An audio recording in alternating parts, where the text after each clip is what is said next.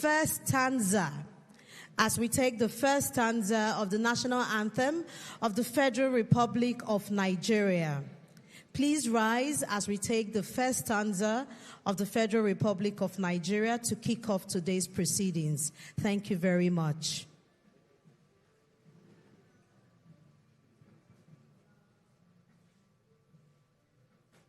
Our own dear native land, though tribe and tongue may differ, in brotherhood we stand. Nigerians old and proud to serve our sovereign motherland. Thank you very much. Please resume your seats. Good morning once again, distinguished ladies and gentlemen, esteemed guests, our partners at the Bank of Industry, the leadership and team of MTN Nigeria Foundation, our ecosystem partners, stakeholders and advocates for women-led enterprise, ladies and gentlemen of the press. My name is Dawan Ejoma, Africa's finest master of ceremonies. And I'm delighted. You can clap, please. Thank you very much. And I'm delighted to be your host for this morning's Media Parley for the official launch of the 1 billion naira Y'ellopreneur Initiative 3.0 Matching Fund, a strategic partnership between MTN Nigeria Foundation and the Bank of Industry. Somewhere in Nigeria today, a woman woke up before sunrise. Before the day truly begins, she has already planned how to run her business, support her family, and empower her community. Perhaps she runs a small food processing business. Maybe she recycles waste materials. Or maybe she manufactures products that support her local community. What she has is an idea, determination, and a dream to grow. What we celebrate today is a bold woman. But like many entrepreneurs, what she may not always have is access. Access to training, access to equipment, and access to financing.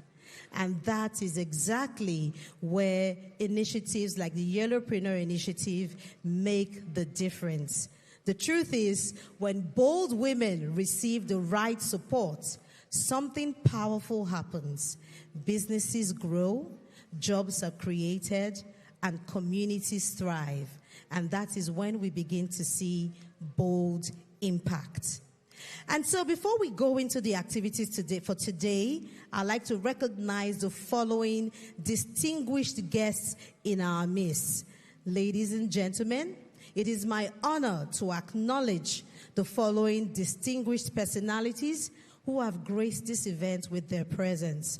I'd like to recognize Her Excellency, Dr. Mrs. Ibijoke Sonwo-Olu, First Lady of Lagos State, ably represented by Mrs. Oyinlola Agoro.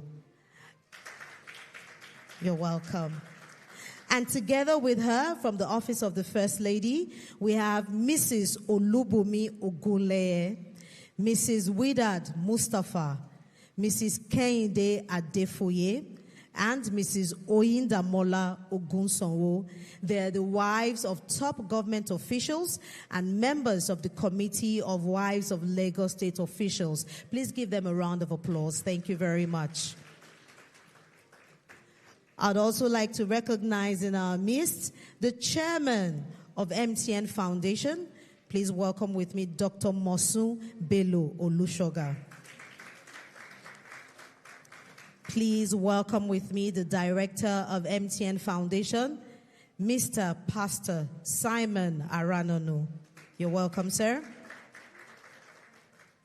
Welcome with me the executive director, MTN Nigeria Foundation, Mrs. Odunayo Sonya. You're welcome, ma.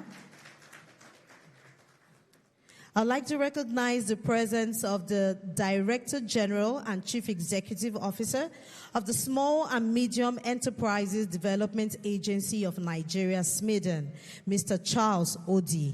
You're welcome, sir.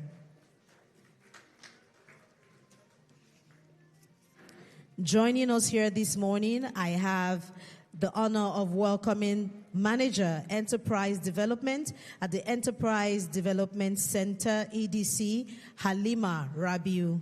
You're welcome. I'd also like to recognize in our midst the Head, Alumni Relations and Support Services at the Enterprise Development Center, Dr. Nenna Ugu. You're welcome, ma'am. We have today in our midst General Manager, Enterprise Marketing, MTN Nigeria, Njideka Jack. You're welcome, ma'am. Thank you for joining us here today.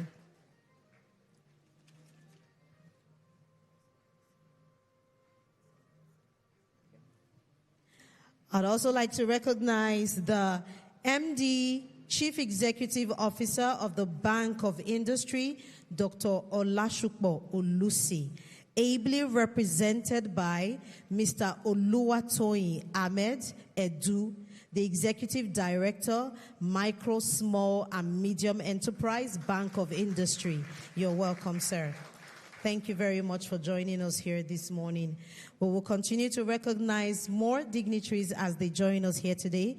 I understand that we have a representative for the Group Chief Executive Officer of United Bank of Africa, Mr. Oliver Alawuba, and he's ably represented by Mr. Ayodele Adeniyi, Directorate Head Island. A round of applause for him. Would also like to recognize Madam Theodora Amechi, Divisional Head, PR and Gender Champion from the Bank of Industry. A round of applause for her. You're welcome, ma. Would also like to recognize other executive directors and the management team from the Bank of Industry. Thank you very much for joining us here this morning. Thank you for your time. Thank you for being here to witness the Y'ellopreneur 3.0, making a difference in the lives of women today. All right, thank you very much. In 2022, the Y'ellopreneur initiative launched with a bold question, and that question was, what would happen if we gave Nigeria's female entrepreneurs not just training, but real, structured, sustained support? Phase 1 of the Y'ellopreneur initiative answered that question with 4,711 women being trained in the fundamentals of business management and development, and over 95 million naira in equipment loans disbursed to 51 female entrepreneurs. Phase 2 of the Y'ellopreneur initiative deepened that answer, and this time 71 women were provided with equipment loans to the value of 3 million naira each. This morning, we are gathered here for the launch of Phase 3 of the Y'ellopreneur initiative. To everyone, I say welcome. I know that you have early morning meetings on your calendar, and that this media Parley probably replaced. But I promise it's going to be worth your time. And then if it isn't, trust me, I'm going to apologize to each and every one of you individually. A round of applause for that, ladies and gentlemen. Now, quick show of hands. How many of us have had a business idea but didn't act on it? You had a business idea, and business ideas come a dime a dozen. Let's see those hands. Yes, don't be shy. All right. Please celebrate yourself with a round of applause. Yes, I know why. All right. Quick show of hands. How many of us want more freedom in how we work and live? More freedom in how we work and live. Oh, yes, I can see you nodding. More freedom in how we work and live. Beautiful. Now, finally, by show of hands, how many of us are currently working on a project that you truly care about? I am working on a project that I truly care about. All right, my hand is also up too as well, because this is something that I care about as well. All right. It's good to know or have a feel of the people who are in the room, and it's beautiful to see all of you here this morning. We're going to be going quickly, ladies and gentlemen. It is my pleasure to introduce a distinguished leader whose career has spanned banking, corporate governance, and national development. She currently serves as the chairman of the MTN Nigeria Foundation and has played an important role in advancing impactful initiatives across Nigeria. Please join me in welcoming with a warm round of applause our chairman, the one and only, the delectable Dr. Mosun Bello Olushoga. Please continue clapping until she gets to the microphone. Thank you so much.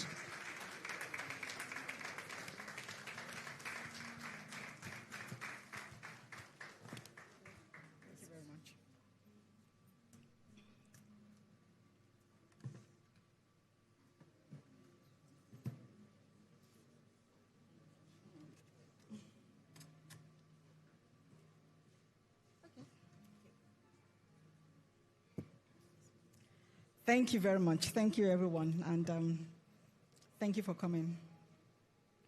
Distinguished guests, as steadfast partners from the Bank of Industry and the Enterprise Development Center, our Y'ello alumni, the true architects of this narrative, I say yellow, yellow, louder, yellow.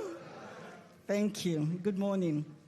It is often said that the real barometer of Nigeria's economic health isn't found on the stock exchange tickers. More often, it resides in the grit and sheer determination of a Nigerian woman turning business into a huge enterprise. There is a legendary tenacity there, one that could probably power the national grid if only we knew how to harness it. At the MTN Foundation, we have moved far beyond the era of viewing women's empowerment as social good or checkbox on a CSR report. We see it as a cornerstone for nation building, because when a woman thrives, the circular economy is no longer a theoretical concept. It becomes a reality that feeds families, educates children, and stabilizes communities. The Y'ellopreneur initiative was born from a simple observation that women, while constituting nearly half of our population of over 244 million and a significant share of our informal economy, they are often excluded from the economy because there is a persistent gap in the form of limited access to credit, skills gap, and structural barriers. That is why we have equipped over 5,700 women, do I hear a clap here, with the technical armor of business management and financial literacy, and deployed over 304 million in equipment loans to 122 trailblazing entrepreneurs, who are already scaling production across the Federation. And you can see the pop-up shops there. These are all Y'ellopreneurs that we have funded. And we also realize that good is no longer enough. To move the needle on national development, we must be bold. It is therefore my distinct honor to announce our partnership with the Bank of Industry. Please convey my thanks to your MD. as we launch the MTN by BOI Y'ellopreneur 3.0 matching fund. And as you heard, this is a 1 billion intervention fund. This is a confirmation of this year's International Women's Day theme, which is Give to Gain, and the sub-theme of the power of contribution, collaboration, and impact. This fund is specifically designed to provide equipment financing for 200 deserving women, enabling them to transition from small-scale operations to industrial-strength businesses.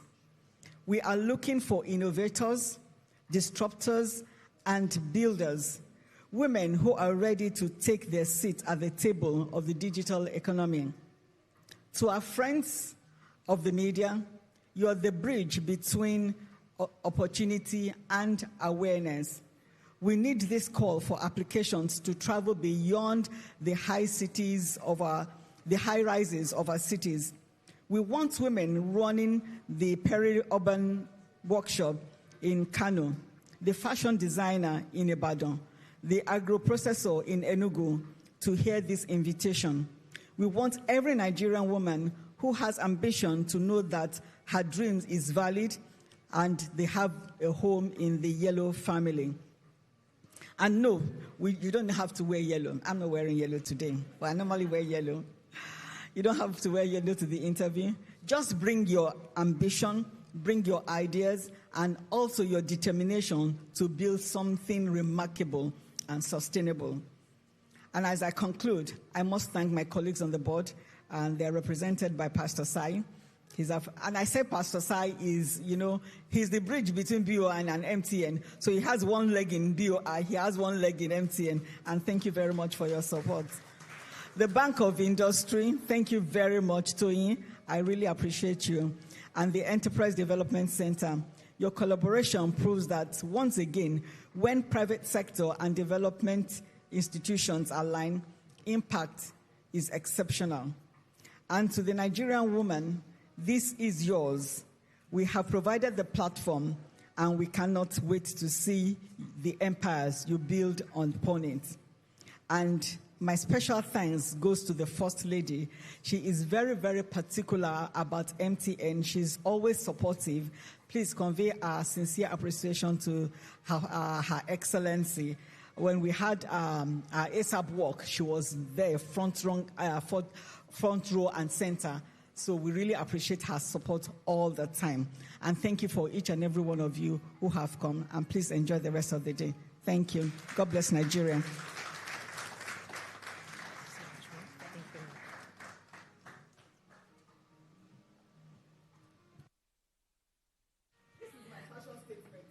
Yes, I think she deserves a better round of applause, ladies and gentlemen.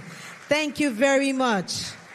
Thank you so much, Dr. Bello Lushoga, for those inspiring remarks and for truly reminding us of the transformative power of investing in women entrepreneurs. Thank you so much, Ma.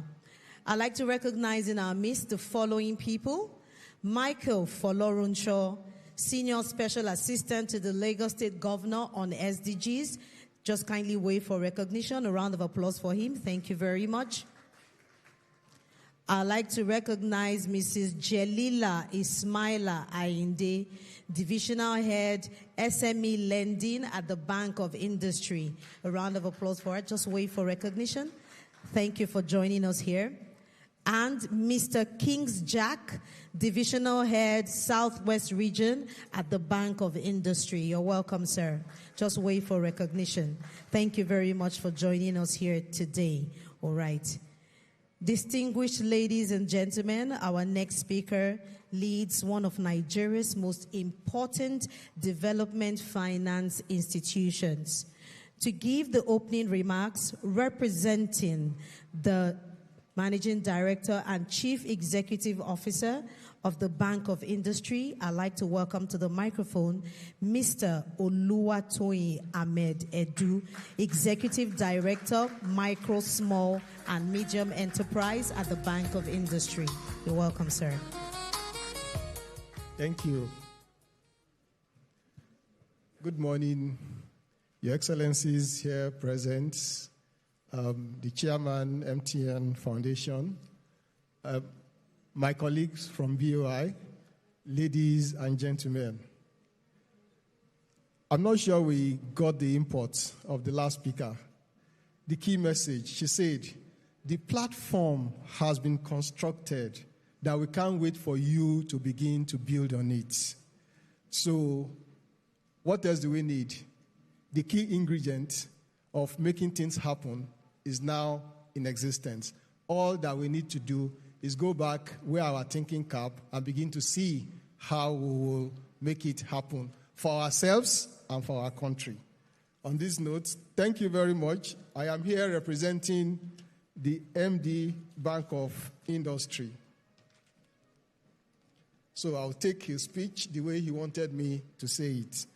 Distinguished representatives of the MTN Nigerian Foundation, partners from the Pan Atlantic University Enterprise Development Center, members of the media, distinguished guests, ladies and gentlemen, good morning. It is my pleasure to welcome you to this official launch of the BOI MTN Foundation Y'ellopreneur 3.0 Matching Fund. My name is Oluwatoyin Edu, the Executive Director, Micro, Small and Medium Enterprise at the Bank of Industry. Please permit me to convey the warm regards of the Managing Director and Chief Executive of the Bank of Industry, Dr. Olashupo Olusi, who is unavoidably absent at today's event, and I ask that I represent him accordingly. The partnership between the Bank of Industry and the MTN Nigeria Foundation reflects a shared commitment to advancing entrepreneurship, women empowerment, and creating opportunities for enterprise growth across Nigeria. Our collaboration has evolved steadily over the years.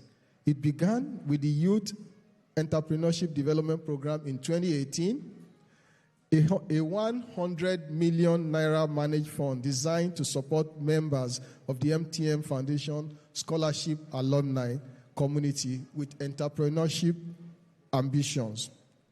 This was followed by the MTN Foundation Y'ellopreneur program in 2022, which was a 300 million naira initiative focused on supporting women-owned businesses. Today, we are pleased to deepen this collaboration with the launch of the 1 billion Y'ellopreneur 3.0 matching fund, jointly funded by BOI and MTN on a 50-50 basis. So, MTN is the precursor. They graciously made the sum of 500 million naira available for this project, and BOI is matching them halfway.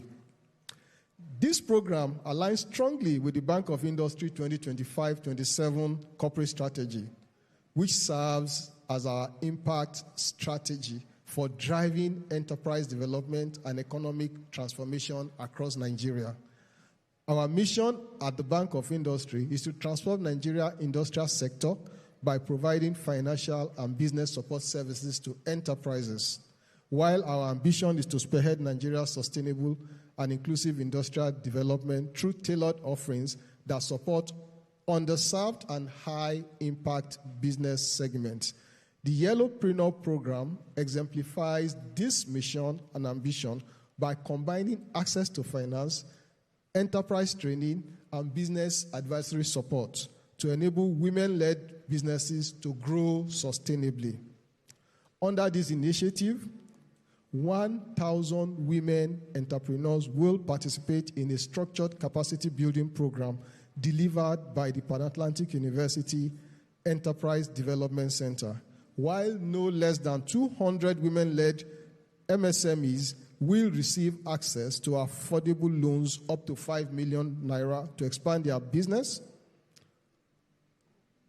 The program focuses on sectors such as agro-processing, light manufacturing, fashion, energy creation, waste management, and digital services, all of which hold strong potential for enterprise growth and employment generation.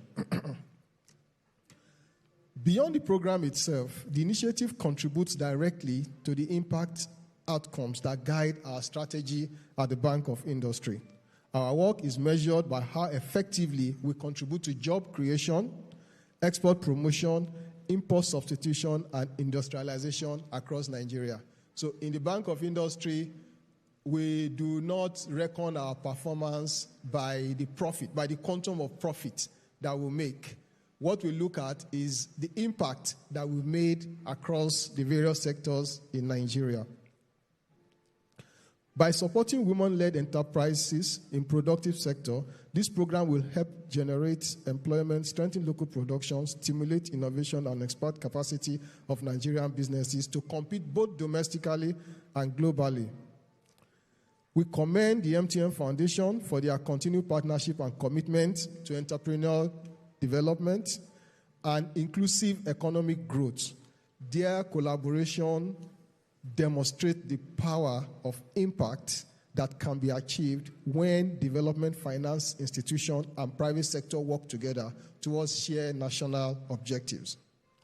As we launch the Y'ellopreneur 3.0 program, we encourage stakeholders, business associations, and members of the media to support us in amplifying the awareness of this initiative so that women entrepreneurs across the country can access the opportunity it presents.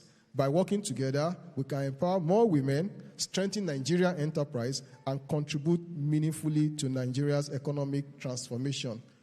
I want to use this opportunity to also invite corporates, other corporates alike to join us in this. The government is doing its own. Let the private sector also continue to drive along this. On this note, I want to say thank you so very much for your attention.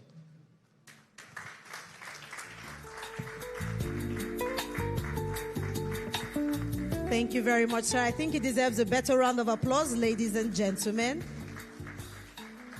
Thank you for conveying to us the well wishes and the sentiments of our MD CEO of the Bank of Industry, Dr. Olashukbo Olusi. Please also convey our thanks and best wishes to him. Thank you very much, sir. All right. I'd like to recognize in our midst the following people who have just joined us. Please welcome with me the Special Advisor to the Lagos State Governor on Sustainable Development Goals, Dr. Oreoluwa Fini Awokoya. A round of applause.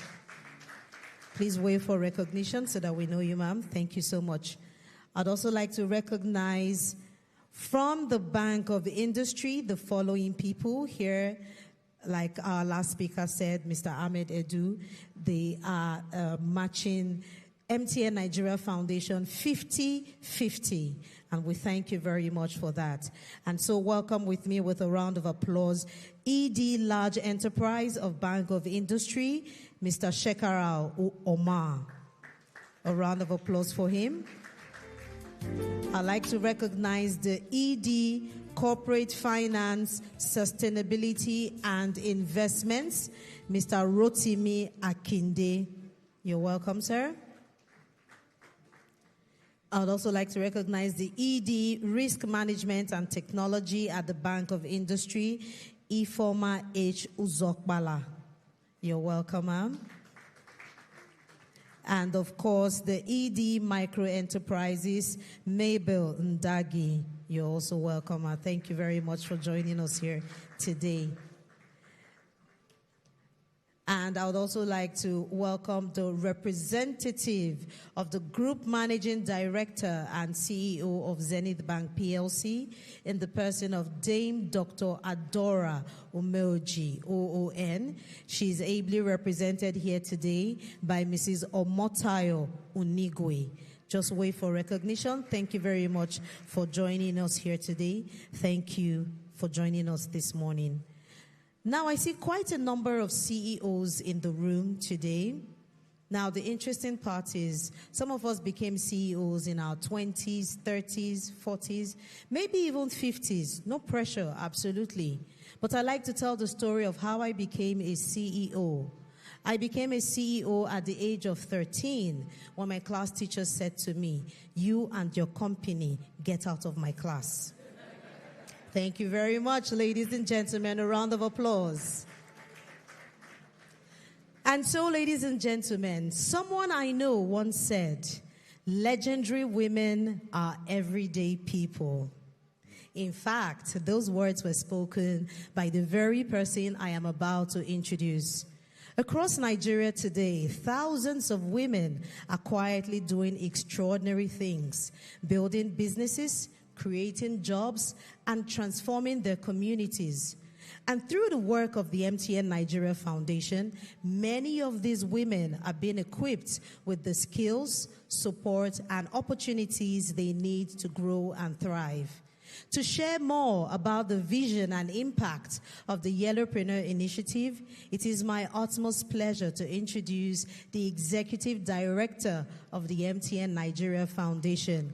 Ladies and gentlemen, with a warm round of applause, please welcome Mrs. Oduayo Sonya. Thank you very much, Zion. And I dare say again, indeed, legendary women are everyday people. You know, we see, you can clap for yourselves if you're a woman. The men can support us. If you're a woman, please clap for yourself. Because we are legendary, you know. And my job here today is very simple. I'll talk a bit about what the MTN Foundation stands for and just take us through the journey that we've come through with the Y'ellopreneur. The MTN Foundation was founded in 2004, and that puts us 22 years this year. Can we pin the slide? I'm not there yet. I don't need the slide yet. Thank you. In 2004, and since then, we've largely focused on education, youth development, health, and economic empowerment. And part of our programs for the economic empowerment is the reason why we are here this morning. And at the foundation, we believe our vision is that we see a Nigeria where no community is left behind. It's a lot of work with over 774 local government areas and a population of about 220 million people. We know we can't do it alone, but that's the call to partnership for us. And so that is what we're doing here today with the Bank of Industry, just tells you that we're on that journey. Howbeit, we can't do it alone, and the CEO of Bank of Industry has said it, where he called on other corporate organizations, private sector, to rise up and, you know, do more within the communities and the society that we operate in. And since then, I must say, it's been, you know, we've been upping the ante at the MTN Foundation. And I'm not here to beat our chest,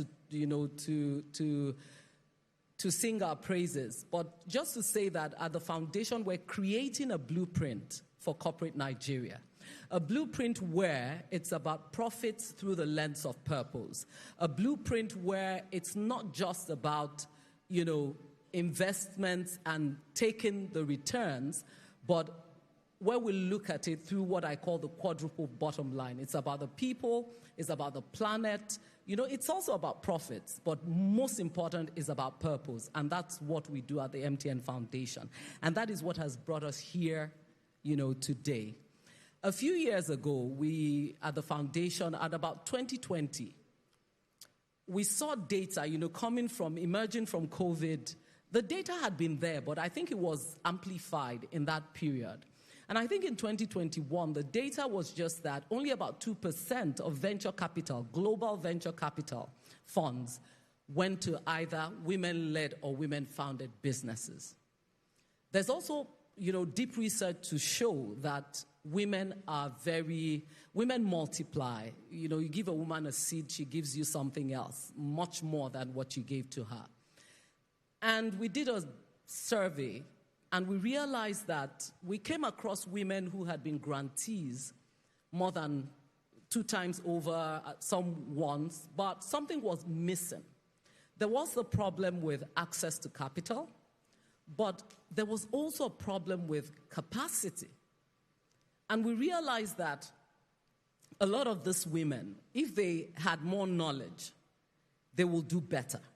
And so that's why when the vision of the Y'ellopreneur was brought forth, it complements capacity building with access to capital for women. And it's because we realize that capacity building can enable them grow their businesses. And I'm sure we don't need to, there's a popular saying that, when you train a girl, you train a nation. And so in bringing it to light, we partnered with, of course, the board approved, and we partnered with the Enterprise Development Center of the Pan-Atlantic University. And for us, we're trying to create an experience for the women, an experience that only the best, that the women deserve the best. And so we felt it was important to get them capacity building from one of the best on the entire continent, and that's the Pan-Atlantic University. And so they would run through like a 5 weeks of training, very vigorous training, and then at the end of it, they're to have a growth plan. And the growth plan then leads them into a pipeline where they pitch for the funding. You can please complement with the slide now. And so when we started, we started the first outing. We wanted to train 500 women, and it was a pilot, training 500 women and then empowering about 150 of them with 2 million naira. I'm sure you know 2 million then is not 2 million now. But one thing that we do at the foundation, and I'm glad that, the Bank of Industry also, because we partnered with the Bank of Industry even in the first edition. It was not about giving the money, but investing in an equipment that will enable each woman scale, move their business a bit to the next level. And so we started with 2 million, and we had a number of women, go through that. Now the second edition, we worked again with the EDC, and we partnered with Zenith Bank in the second edition. And we had a few more women. So in the first edition, we were able to fund about 52 women. In the second edition, I think we took it up to about 71 women. And it's going to get better, even with this third edition. And so till date, we've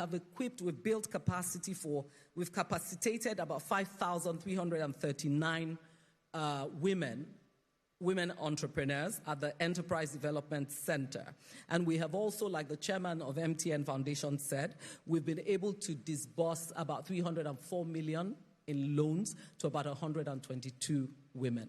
Now, why are we here today? We're here because we have upped the ante a bit. And that is the partnership with the Bank of Industry. I'd like to especially thank the Bank of Industry. It takes a lot for two organizations to come together. Please, a round of applause for Bank of Industry.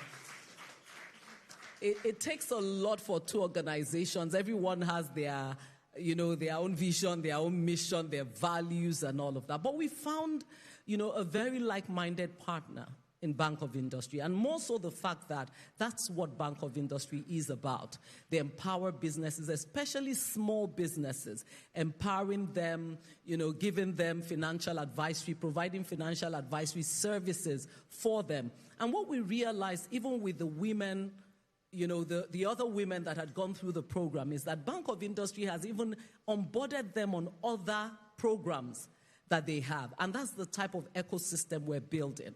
And like the chairman of the foundation has said, and the CEO of Bank of Industry, today we are launching a 1 billion naira matching fund.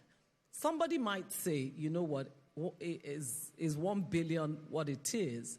Yes, it is. But we believe that with that 1 billion, some women, all they need is 100,000. Some women, all they need is 2 million naira. I met an entrepreneur who lives in my estate, and she's actually a customer of Bank of Industry.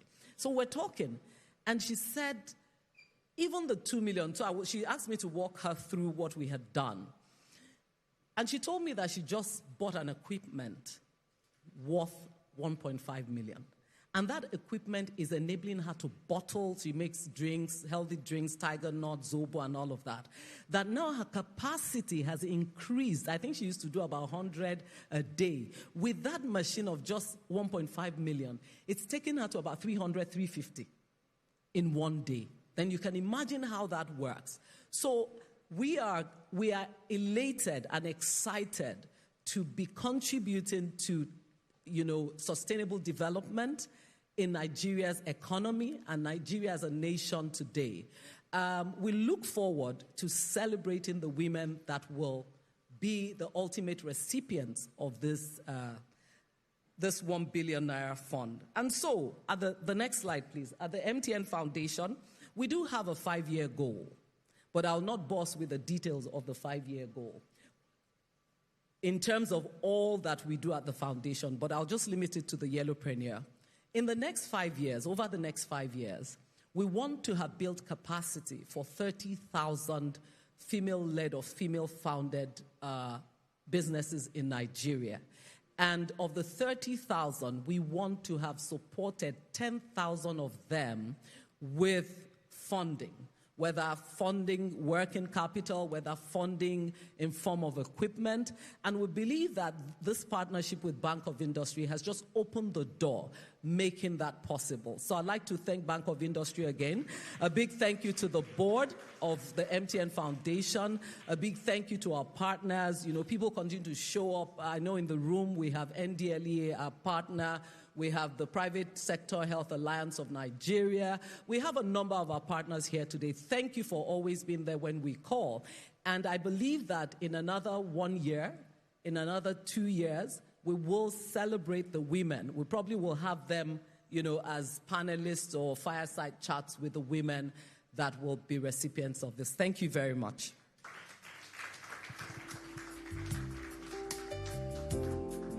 Thank you very much, Ma. I believe our ED deserves a better round of applause, ladies and gentlemen. Thank you so much, Ma, for that comprehensive picture of what this initiative has built. Thank you so much.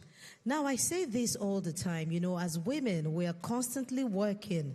We're juggling career, motherhood, wifehood, children, and so many things. There's so many balls at the same time, But you see, whenever men work, I do not understand why they have to put up a sign saying men at work. Have you ever seen women at work anywhere? It's always men at work. All right, so a round of applause for all of the women in the room this morning, ladies and gentlemen. Please celebrate the women. It's March. It's Women's Month. Celebrate yourself too if you're a woman in this room this morning. Thank you very much. Thank you so much. And so, distinguished guests, ladies and gentlemen, we have heard the vision from our ED. We have seen the numbers. But beyond the statistics are real stories. Stories of women who took bold steps, who built businesses from ideas, and who are now creating real impact in their communities. And we're going to be taking a look at a video. This video brings those stories to life. Stories of bold women creating bold impact.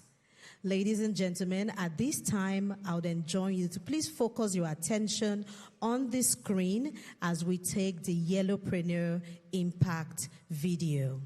Thank you very much.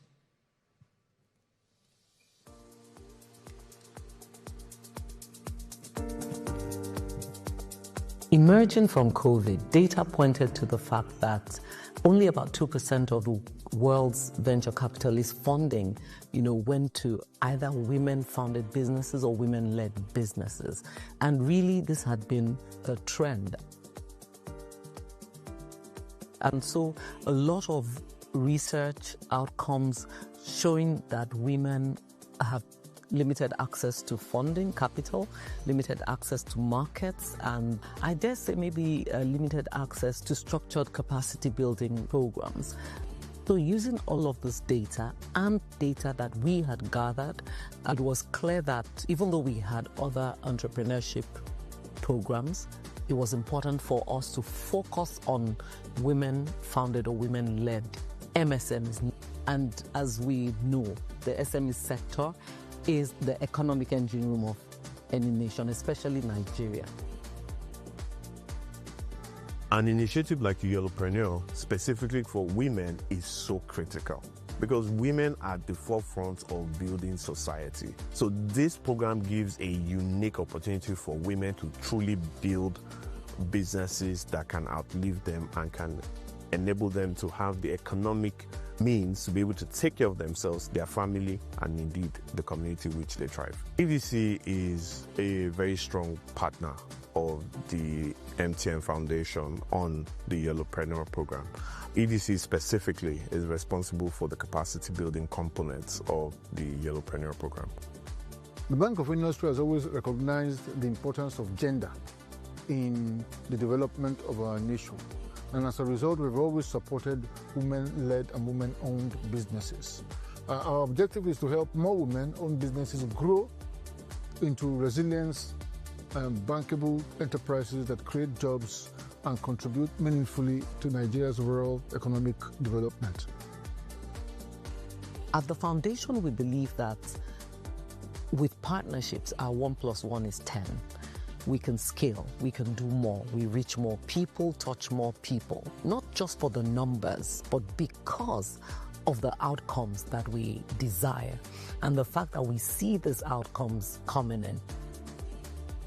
This program in itself has been deliberate to capture end-to-end. And what I mean by end-to-end is all of those things that women typically face as challenges in running their business. The program has already thought of everything. So there's capacity building, there's access to markets, there's access to finance. So they want to equip you with everything to ensure that you're successful. The partnership combines financing with structured support. Through the Y'ellopreneur program 3.0, women entrepreneurs will receive business training, mentorship, and preparation before accessing financing. This helps ensure that beneficiaries are not only funded, but they are also equipped to grow sustainable businesses. This means that everyone that goes through that program, at the end of that program, would have not only had access to quality training, would also have had a one-on-one business advisory, which is a place where we will put these women in touch with our enterprise development experts that would help them refine their business models and help them to develop a growth plan that they can live with and start implementing immediately. My expectation is that there's going to be a geometric progression in our aspirations for job creation and also economic development. I'm looking to see that this program will support supply chains, it will support community development in general, and will have ripple effects beyond the individual beneficiaries by supporting enterprise growth and broader economic activity. To describe the impact, I think for me, it's a very visual description. And it is just that one female entrepreneur whose life has become better because of the program, who has become empowered to do more, whose daily production and capacity has improved, who can hire more people, who can, contribute economically in her family and even in the larger society. And that's, for us, what it is.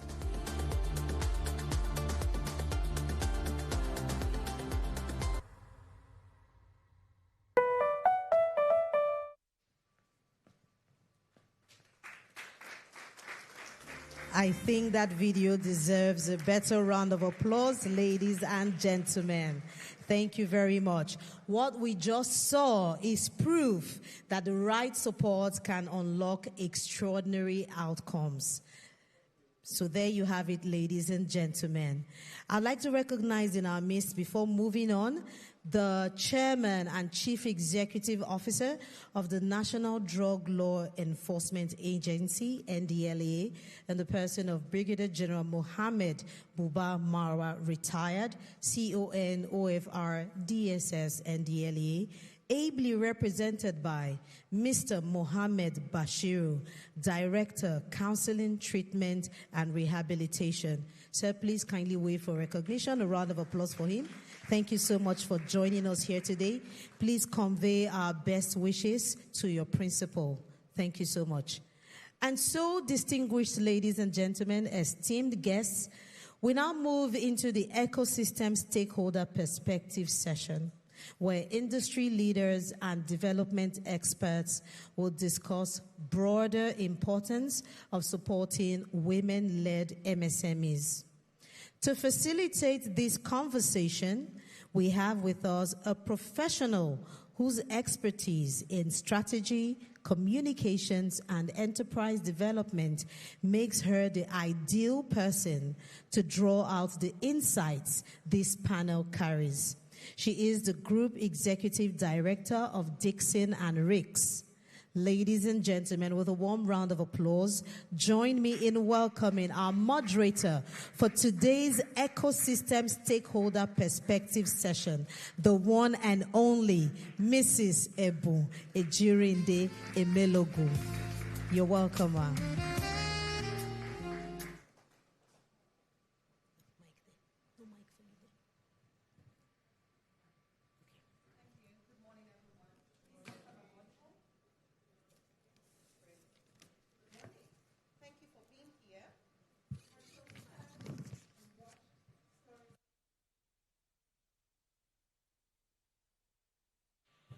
Thank you.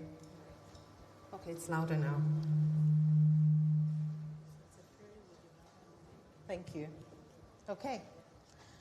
We've watched stories and heard about the MTN Foundation goals, how they are targeting 30,000 women, and then matching funds for 10,000 women. That's exciting for me to hear personally, not just as a woman, but also somebody who is interested in business. And across Nigeria and Africa, women are doing incredible work as farmers, as traders, as manufacturers, as entrepreneurs, investors, I dare add. And yet, there are still barriers that these women face.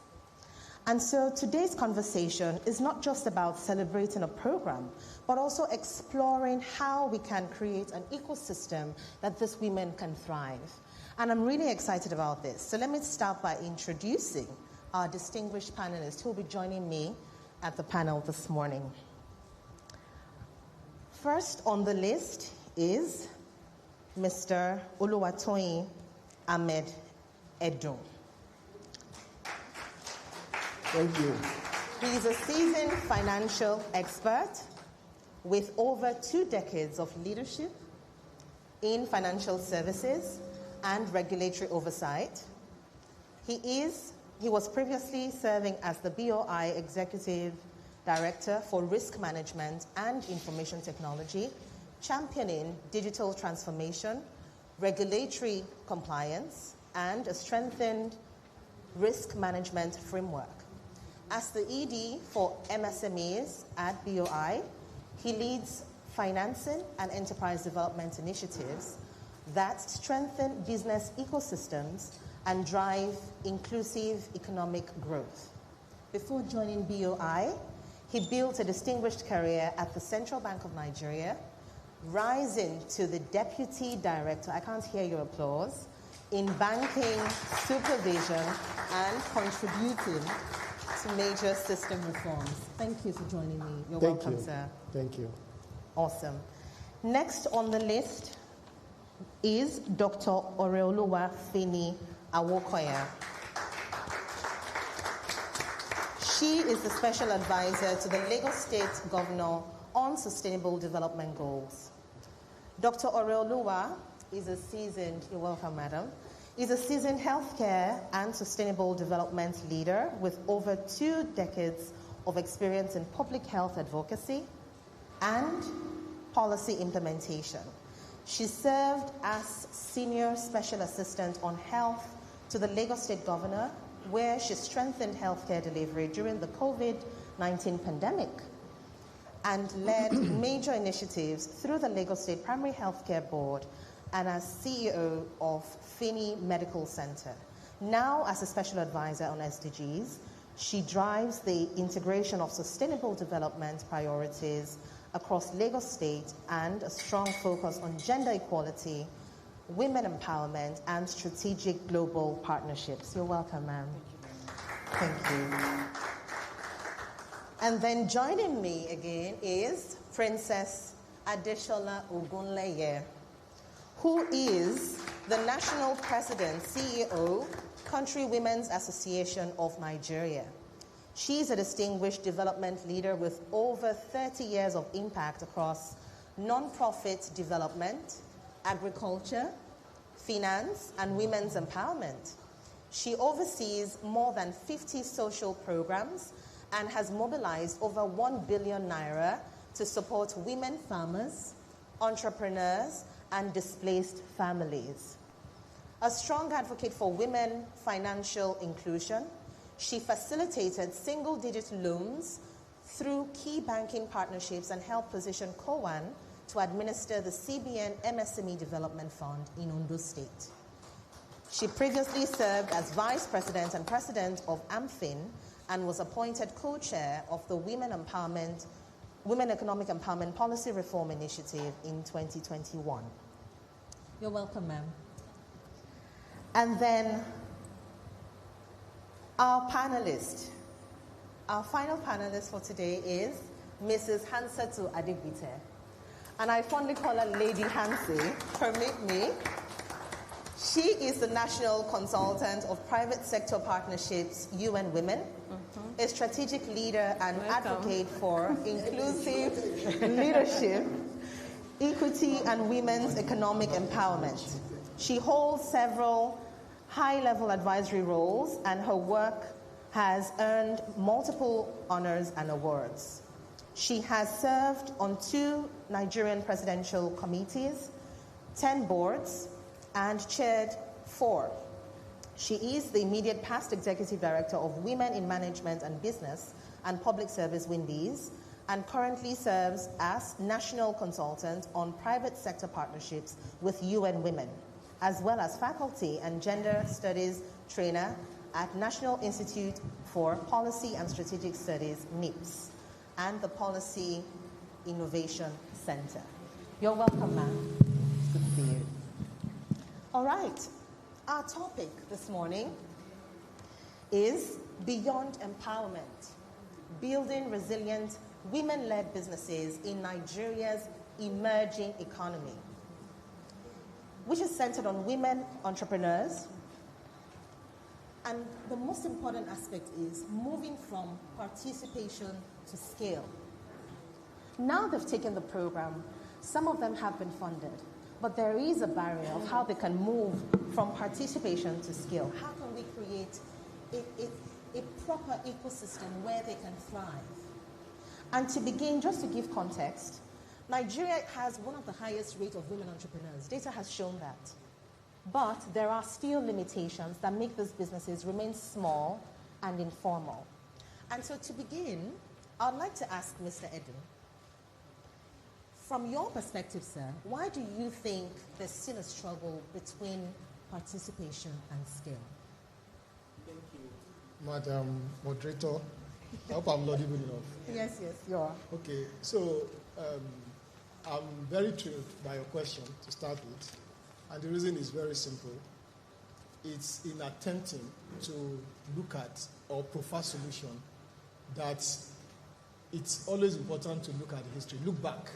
So your question essentially is making us look back to say, okay, where are the limitations? And in being able to address those limitations, you can then provide solutions to mitigate or eliminate those limitations. Nigeria has that similar reputation, at least as far as Africa is concerned, having the largest participation of women in enterprises, about 39%, when you compare to the sub-Saharan average of 24% thereabout. So I think that it's a critical mass that we can actually engage. And when we look at it, the gap, part of what exists in the gap, really, it's quite a plethora of issues. And for me, like I always like to say, the most critical one or the most fundamental one is formalization.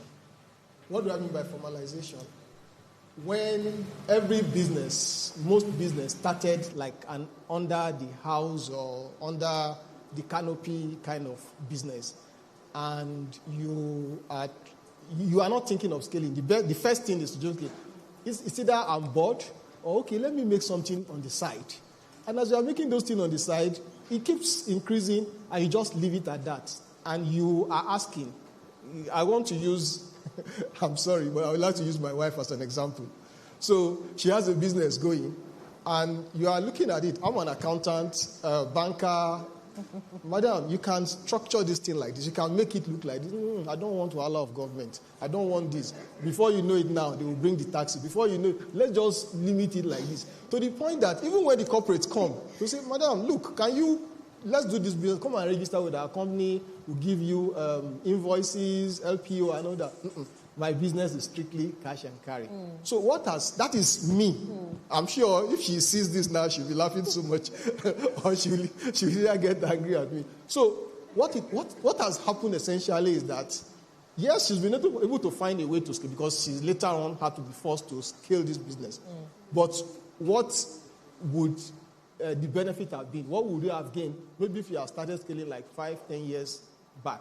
So formalization is not just for the avoidance of taxes, or it's also good to have the structure that enables you to keep the business running.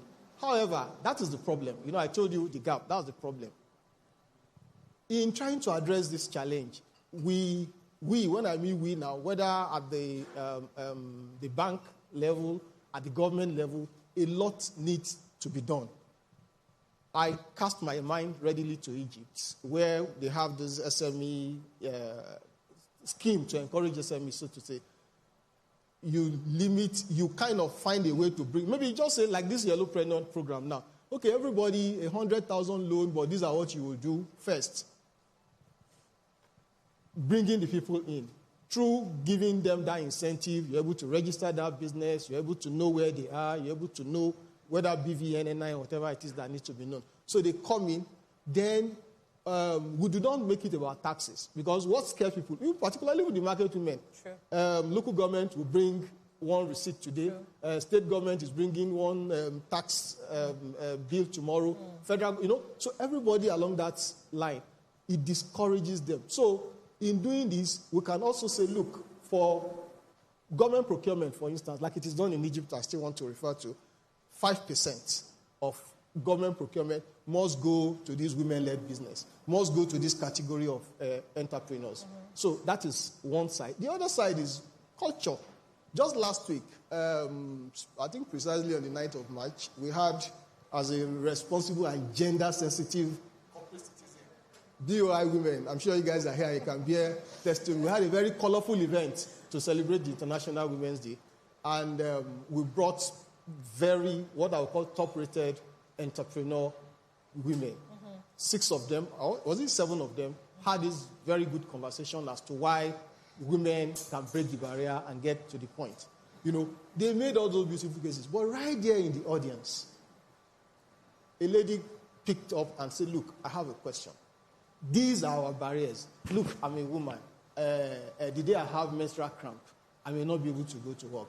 I become menopausal. I'm having heat. Sorry. I'm having, all sorts of things wrong with me. I have to take care of the kids. I have to take care of family, my mother. So all these encumbrances, yes, she's addressing the guys at the podium now. But you guys have made these things so colorful to look like there is no problem. She then, in trying to address it, one of them specifically took the microphone and stood up and said, look, we are all women. And what you are saying is true. But the reality, nobody wants to hear those excuses in a corporate environment, for instance. Even I, because most of them are business owners, even I, as MD of my work, I will not want a woman that will come in every day and give me all these excuses. So, a kind of, and what was the solution recommended? Look, build an ecosystem, build a support system for yourself. We're all women. We really don't need to know what you are going through. But every woman who has become successful had to go through this process, and yet, in spite of it, they still had to become successful. So what does that tell us? Mental shift on the side of our female folk. Then there's a saying, they say when you marry right, you are complete. When you marry wrong, you are finished. So as an entrepreneur, no, these are the basis. These are actually the basis. So as an entrepreneur, because I really don't want to come here and start talking about numbers, you have to give them, let's talk really those in-depth things that could affect. If I do not support my wife in her business, she will not have the mileage that she has. So you will have to look for somebody or try to see through, whichever way you want to look at it, because it's also possible. If you look hard enough, you will see those signs, you will see those telltale things that make you know that, oh, this union or this person will support me. So that is part of the support system that those female entrepreneurs at the International Women's Day event of BOI were talking about. I could go on and on, but because I know we're here and the time is not endless, maybe as we go on, I will chip in some others. Thank you. So much. Thank you. Thank you so much, sir. So I hear fear, ignorance sometimes, the fact that there's no structure. Yes. But there has to be a mental shift in women. And just like you said, if you marry right, so there has to be that support system, even from the non-formalized sector, yes. right? The personal life. Thank you so much. Now, this is interesting. Let me build on that with Princess. In the real sense of the word, when we talk about empowering women-led businesses or women entrepreneurs, what does that truly mean? Based on what he said, is it about access to finance? Is it training? Is it network? What does it really mean in practical terms? Okay. Thank you, moderator. Firstly, I want to appreciate the organizer for bringing me here today to come and speak on women empowerment. Empowering women, women in business especially, is very important and crucial in Nigeria. But it's beyond access, skill. There's a lot of gap that we didn't look at, especially when it comes to accessing fund. Like what our BOI rightly said, women have issue in developing their businesses, in structuring their businesses. But for the past year that COAN has established, we've had a lot of experience, especially at the grassroots level, whereby there's nobody looking at those people. Empowering women in Nigeria is only focused in the urban area. Why? BOI is empowering like 15% of the women that are really in business, where other financial institutions are empowering the same 15% as entrepreneurs. But the 85% of these women in business are in the grassroots. There is a long gap between this empowerment program. There is a long gap between the skill, the training, the capacity buildings. People neglected those people, maybe the name that they used to tag them, informal sector, or poor village or rural people. They believe they cannot meet up. Yes, we have seen it.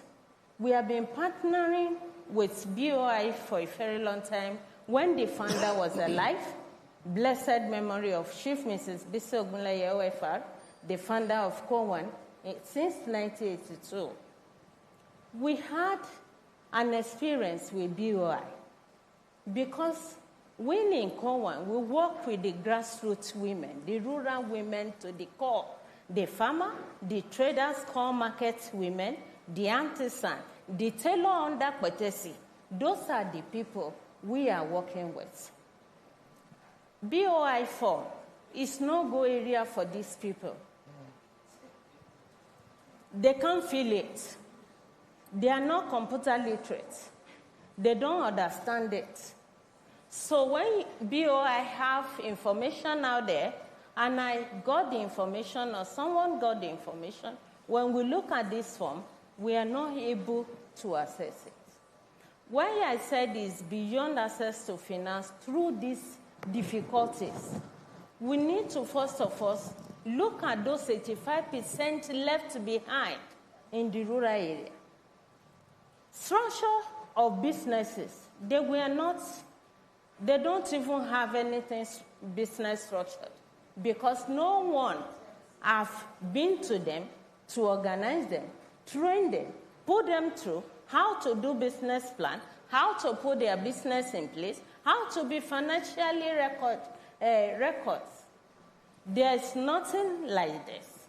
All they do is to invite me as the head of these rural women, be with them, sleep in a bigger hotel, and tell me that this is a trendy trainer. Then when we look at the coverage of this Country Women Association of Nigeria, COWAN, we are beyond a circle, 20 people. We are over 5 million members across Nigeria. We have our coverages across the 774 local governments of Nigeria. Then I can't go from one local government to another to step down those training. We were limited. Financially, we were not buoyant. As a non-profit, we seek for help, no help. We call for them to even start the training at the local government community level so that these people can be really encouraged and be in a platform of business structured, formalizes, and other things that they are looking at. These are the people that are feeding us, the people in urban area. We, the rural people, are the one feeding you. The product they are selling here, we are the one producing it. We are the farmer, we are the processor, we are the traders, we are the marketers, we are everything by ourselves. And we are doing it within ourselves.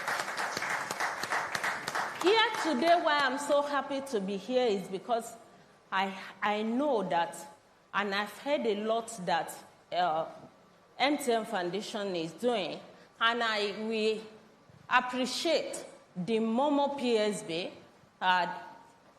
one of the departments in MTN that have been working with us series of time, that came into our rescue to register few people, businesses. Just after our national program, then they came in to tell us that, Princess, because we are crying over this issue of your women are not well structured, and this have been denying them in accessing finance, then they came in to register just few. We are talking of 5 million under COWAN. What of other people? What of other organizations that are doing well like us?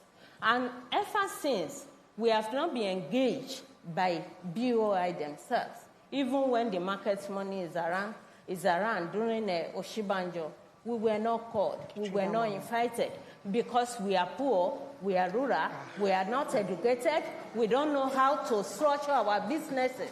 But here today, I would like to tell my Oga BOI, tell MTN Foundation, we are rural. Yes, it's confirmed. I'm the #1 rural women in Nigeria. Carrying other rural women along with me, I want you people to look at us. We need to be upgraded. We need to be empowered.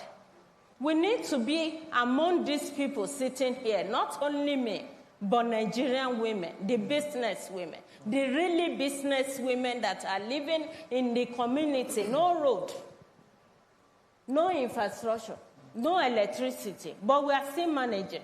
We are self-employed. We are not limited to be part of what is going on in the urban setting. We want to be upgraded. We want to be a register, formalized, anything you call it, you want to be part of it.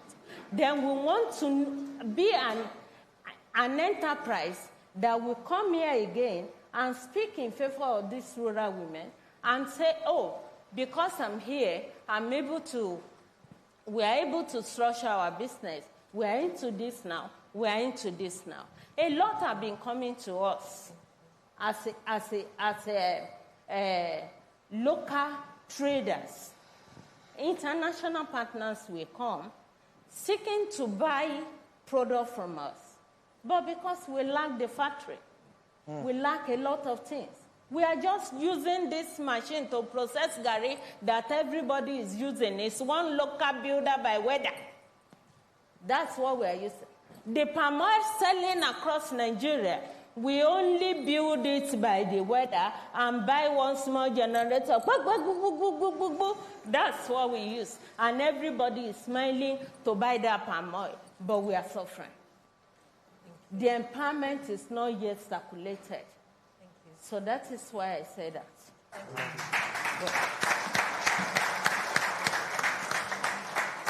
You agree with me?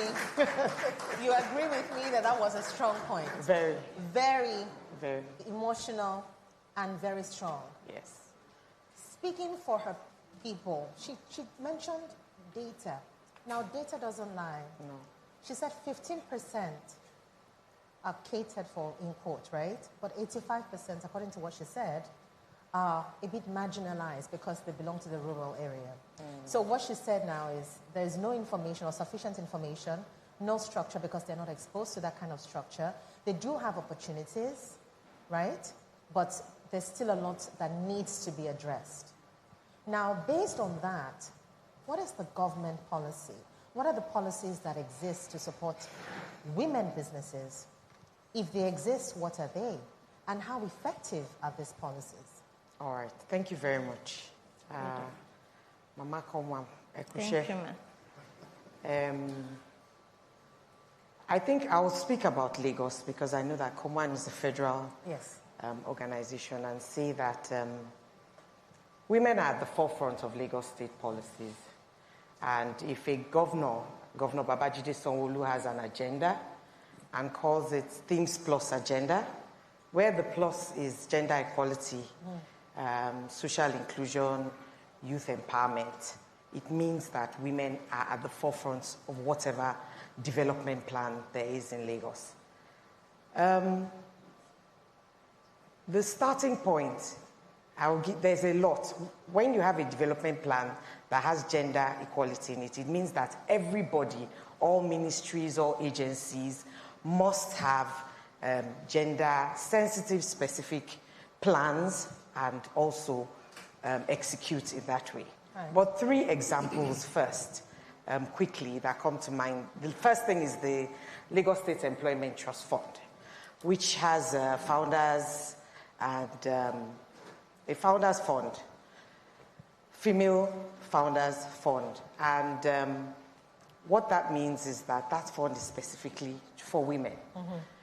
The second thing I would say is that data between 2018 to Q1 2024 showed that 60% of the trainees at the LSCTF were female.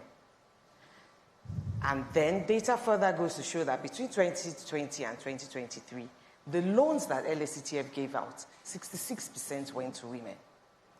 I think we should give them. Now, LSCTF is not just giving out money.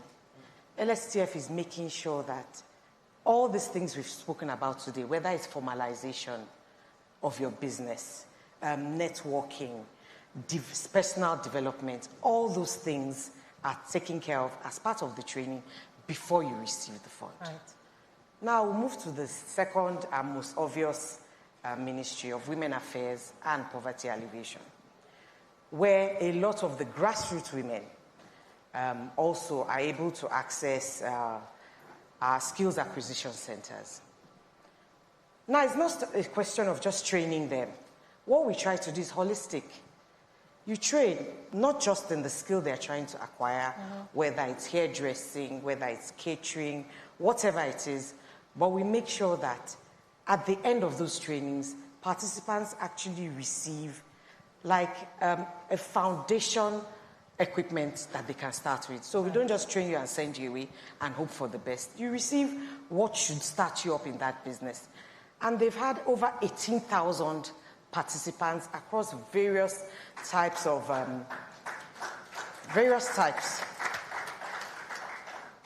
vocations. And I'll come to Office of Sustainable Development and tell you that our office has deliberately gone to the grassroots. For those who don't know, yes, Lagos will probably not have 15%, 85-15, because Lagos is mainly urban, but we have rural areas in Lagos. Right. We do. We have riverine areas in Lagos, and that has been the focus of my office, the Office of Sustainable Development Goals. And in particular, we went for financial inclusion for women. We've trained over 1,600 in my office. And what that means is partnership, really. There's no single entity that can do it alone. It cannot be Bank of Industry alone, cannot be MTN alone, cannot even be Lagos State government alone. Everybody has to come together and have chart a path, clearly stating what is everybody's responsibility towards ensuring that women can actually grow in entrepreneurship. So for us, we went to community. And the very first outing we had, yes, we've come here to train you. We went with our name Ope and Cowrie Wise, but we realized that when we got to community, the women couldn't open their accounts. Why? They didn't have NIN. They didn't have NIN. So what did we come here to do? We've spoken to them. They know how they know better how to save, how to price, how to grow their business. But then they couldn't open accounts. So people were paying money into either children's or husband's accounts. A lot of that money was nowhere to be found after. So the second outing, we went with NIN, with NIMSI, that's partnership. We then also saw that a lot of catastrophic spending happens with healthcare. Everything you've built, everything you've tried to amass, one illness, one member of the family, all the money gone. What did we do? The next outing went with Lashma. So it became a train of services, not just us going there to go and tell them about saving or investment or whatever. You go with NIMSI, you go with Lashma, you will go with LASRA, because to access a lot of services in Lagos, you must be registered as a resident in Lagos. Went all together. So by outing 4 out of 16, it was a complement of services. You will come, you will get the lecture, you will register for NIMSI, you will open your account, you enroll for insurance, such that by the end of it all, it's a a lot of problems have been solved. A lot of people cannot leave what they are doing to go to NIMSI office. They are trading. So we took it, and it was not in the urban areas. It was specifically for the hard-to-reach and riverine areas in Lagos State. So in a nutshell, those are some of the things, some of the policies, some of the programs that Lagos State is carrying out to ensure that women entrepreneurs survive and thrive and grow. Thank you. Thank you so much, Dr. Oreoluwa. So much is being done. So much. I like the fact that the rural community is now, not now, but is intentionally being targeted. And I like the roadmap you've created, Lagos State has created, to foster that ease, for them to be structured, for them to be even informed. Yeah. That's important. Thank you so much. You're welcome. Now, based on that, Lady H, there are still barriers. Yeah. There are still structural barriers. In spite of what Lagos State is doing, for example, what COAN is doing, what BOI is doing, there are still structural barriers. In your opinion, what are the 3 most important barriers that we should begin to tackle as a matter of urgency? Hello, everyone. Hello. I can see I've woken up. First of all, I must commend MTN Foundation and BOI. You know why? I've been in this gender space for a long time, and I'm on that international platform now. I am not aware of any Nigerian private sector organization that has invested 1 billion naira to women-owned businesses. So thank you very much. And also for the Enterprise Development Center. You know, I want to say that for every problem, there's a solution. But what will you expect when you have two very powerful bulldozers of women that are leading the foundation as chairman and CEO? I mean, that is why things like this are happening. And I'm saying this to re-emphasize the reason why we need more women in leadership positions, because when decisions are made, they are made in favor of women. But I have laid that foundation to say that, you know, I'm looking at COAN. As I said, for every problem, there's a solution. And what better solution than the UN Women? Globally and both in Nigeria and the region of Africa, you know, UN Women has worked with so many partnership organizations to address this problem that COAN is saying. Because UN really works in the rural spaces and have the experience, the data, the knowledge to address half of the things, if not all, that we have mentioned. And I'm saying that to tell MTN Foundation and BOI in advance. You don't have to go far. Just get in touch with us and we will help you so that when next time they come, they are not complaining bitterly like this. They are saying you found a solution. And I'm also saying this to Odunayo. What better partner than the UN Women? Because we will now take this story global. You understand, the global platform. We will be inviting MTN and BOI to CSW and ONGA and all that in New York to tell this story of the impact that we have made here. That is why you have to choose your partners wisely. But for the three barriers, I think universally and from research from UN Women, the barriers fall under three main, should I say, pillars.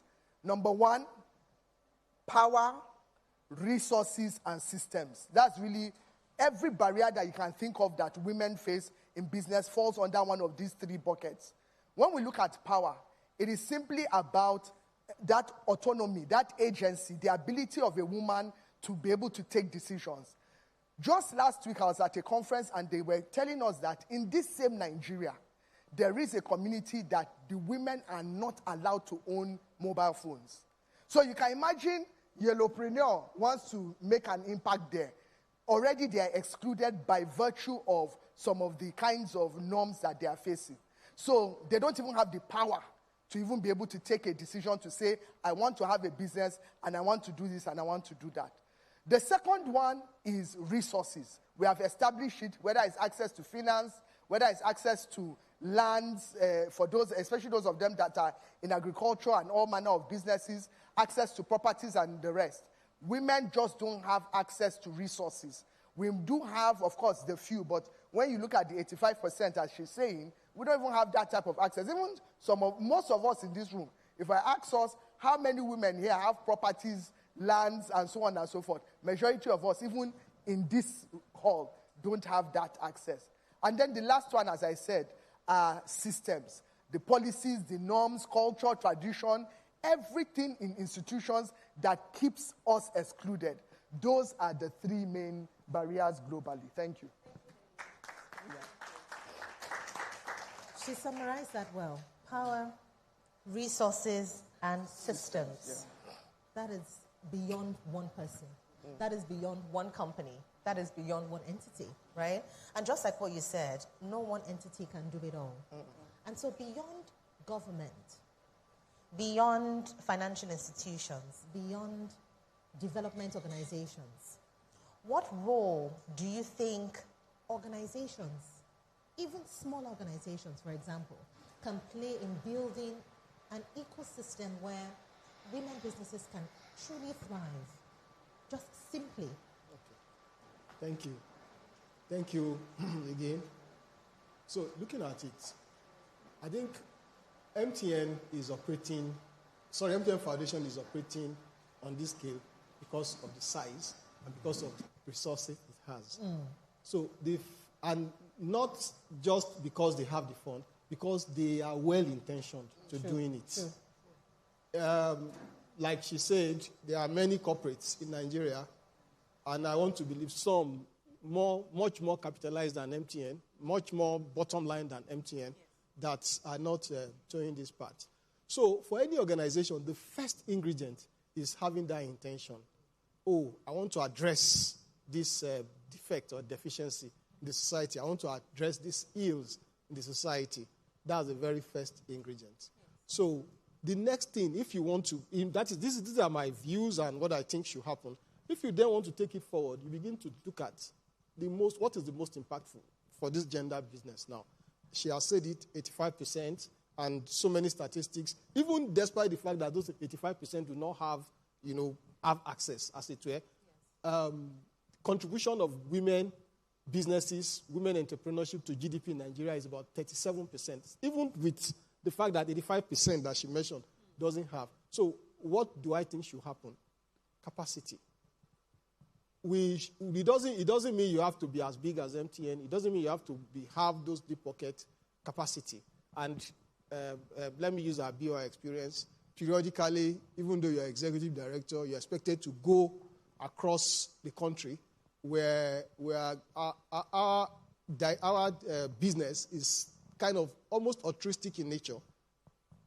I see it more for the good of it than what money or what we are earning in BOI. So we do have to go and visit these businesses. And you have to structure it in such a way that you are not just looking at the very big ones alone. You're also looking at those micro credits. That, particularly gender, where we want to talk about. So in that round, what do I always say? I say, look, you are doing very well in this community. I can see your product in the market shelf. We knew how you started. I can see your clothes, for those with cloth line, those who sell honey, so many things. But you know what you can do for us? Please tell your type. We will continue to organize workshops, try to bring people to our office, but please let them know that this is how BOI has helped you, so that they too can have access. And if there's anything, we invite them for talks. So along the line of capacity. Then there's the other part of collaboration, where, take for instance, if MTN decides, the group MTN decide today and say, look, because of this gender thing that we want to pursue, all our procurement must come from 5% women business. So from that point, you can begin to imagine, even women that didn't think they would be able to do certain things, you see them beginning to go into it. Then again, they can, if I need solutions, for instance, sustainability, waste, recycling waste. We are in the business of maybe SIM card. There were days where we used to have this big pack for SIM card. Then there were some generation of phone that's constantly. So as a corporate organization that is responsible, we want to see how we can be recycling some of these things. And, you just throw it open, maybe like a competition. We want women entrepreneurs who can support this. And before you know it, some ideas will come. They bring their resources. You call BOI, MTN, we begin to fund, and you just create a new business ecosystem entirely through that. So the other part is you can actually, it doesn't matter the size, your MTN is doing 1 billion matching with BOI. You can do 1 million, you can do 5 million, you can do 10 million in accordance to your capacity as an organization to say, look, I am also, and you can imagine the number of people you will impact. Nano loans as small as 50,000 can go a long way to retune a business. There was a lady who gave, there's a program called a Youth Empowerment Scheme, 3 million in the first instance. She went into granules, extracting granite oil from the raw granite. By the time we were visiting her again, maybe like 2 years later, she had already taken 7 million and was almost paying. And she was telling me as the yoga, the next money you will give me is 150 million naira. See the machine I've bought. See, this space and this space will help me get a refiner because I'm still doing crude. Basically, I just, run through run the granite through this machine, extract the oil and sell. So when I'm able to refine it, I will make more money. I can even ship it to Niger or Chad because this is in the northern Nigeria. So there are quite a lot that body corporates, organization can do to support because eventually whether you support or not, you still get taxed for the money that you did not make it to CSR. If you accumulate it enough, if you are the owner, at some point you will pass up. It's available for successors entitled maybe to fight over or begin to think of how to share. So it's good to come up with those kind of initiatives. Be intentional. That is the first thing, that I really, really want to do this and help, the gender side of things as well. Thank you. Thank you so much, Mr. Thank you. I like your perspective, talking about capacity, right? Collaboration, yes, which is something, even culturally in Nigeria, please let me know if you agree with me. Some of us shy away from it. A lot of entrepreneurs shy away. But we're hoping it gets better, right? Thank you for that call to action to smaller organizations, to big entities, to government, to NGOs. Everybody has to put in the work for us to be able to create that thriving environment. Now, talking about access to finance, and I want to build on the financial inclusion you talked about, and this is also a general question. Financial inclusion, the risks are there. Please, right? The risks are there.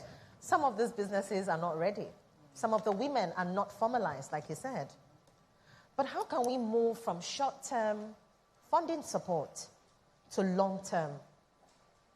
Okay, so I go back to it again and say that it's SDG 17, which is Partnership for the Goals. Patient capital is required, and mentorship is required. It requires the whole ecosystem sitting down to look at things and say, this is what we're trying to achieve, whether government, whether private sector, whether the development partners as well. It is also putting women together, women coming together in structured places. It's cooperatives. It's identifying geographic areas, in our rural areas as well, saying that, okay, how many women are here? What do they do? It's looking at what they do. And usually, the women in those areas all do the same thing, typically, whether they're processing seafood or they're selling different things, agricultural produce is the same thing. So in gathering people together, in looking at what the existing programs are, and then funding for those programs. For Lagos State, there are agricultural programs that are strictly for women, strictly for youth. So those kind of programs, we find them, we fund them, we look for funding that matches long-term. And then, of course, making sure that the books are ready for funding. Before you say somebody can receive a loan for 3 to 5 years, what is the status of that business, of that operation? We want to make sure that women are even ready in the first place. So it's all the training by the Enterprise Development Center, it's LSCTF from the state governments, and so many other training programs that make sure that women are ready for the marketplace. So yes, that's it. Thank you so much. Thank you. So, Lady Hansi, entrepreneurship is lonely. It's a lonely journey, right? And many women, like she said, need mentorships. Some of them still have small circles. Some of them don't know how to network. They don't have this market linkages. In your own thoughts, how do you think we can help them thrive to build stronger business networks? I think there are maybe 3 or 4 things that these young entrepreneurs can do, because we are talking from experience. Number 1, you must identify conferences, seminars, workshops, and events that take place around your industry or that are relevant to what you are doing. And when you also identify individuals that will be at that conference, whether as speakers or the rest, it's very important to be in the room to listen to them. I will say, personally, that is what has helped me, and right from when I was young, even as an entrepreneur, because there was a time that I was a full-time entrepreneur. And I will say, for example, I was at a conference some years ago, and a lady stood up and was talking about she manufactures envelopes. And I can remember that when I was in the bank, there was an envelope we're always using. When you go to the post office, it's the same envelope. And I'm very sure all of you that have received your card, maybe your bank card, it comes in an envelope. And it is still that company manufacturing. And she was just speaking so casually, very unassuming. My people, I just latched onto that woman to say, whatever has worked for her, I just started to follow her. Anytime I'm doing anything, I learn from her. Anytime I come to Lagos, I call her. In fact, when I was coming for this event, I also invited her, and she's even seated here, Princess Layo. She's the largest envelope manufacturing company in Nigeria, a 51-year-old business that was started by women. Women in its third generation. So people that say things don't work in Nigeria, they started 50-something years ago by a woman. And it has thrived and is the largest in West Africa. So I'm trying to say that when you go to places, listen to people's stories and connect. Don't be saying, no, let me not just go and they will disgrace me. In life, you ask. You will either get a yes or a no, but at least you asked. Do you understand? And sometimes you will pursue some mentors, they genuinely don't have time. But that doesn't mean that they're the only ones in that space. The other thing is that when you see opportunities like Y'ellopreneur was advertising, apply. Some people say they've already decided who they want to give. Just apply. Do you understand? There's no connection everywhere. MTN is your connection everywhere you go. And then, in fact, it's like MTN is going to pay me for this free advert. So, learn to take action is what I'm trying to say. And the last thing I will say is that most of these people are online. They have books, they have so many webinars and so on and so forth, YouTube channels. Just keep learning. And I'm very bold enough to reach out to anybody in their DMs. Feel free to be bold, and you will make things happen for yourself. Thank you. Thank you so much. Yes, sir. Please go ahead. Lighter notes. Is it the Gen Z or the TikTok people that will say a closed mouth is a closed destiny? And for the women, for the female gender, learn something from the male gender. They want to call it bro code, or they will tell you, you see somebody say, bros, I better cut soap for me. Cut soap for me. What he's simply saying is, show me how you did it. Don't look at who does she think she is, how she is, why is she walking like that, what bag she's carrying, and all those nuances that comes into it. Just be free to go out and ask. It is in asking. It doesn't matter the number of no you will get. Someday you will get a yes that will change everything. Thank you. Thank you. As we round off, let me start with Princess. If you come back here next year, for example, what in one line, in one sentence, what would you tell women who are still hesitant to take that bold step to run their businesses? In one sentence. Accessible credit. Okay. And seamless policy. What I mean by seamless policy that will favor the women and that will give them a conducive environment to trade. Okay. Thank you. Mr. Edwin.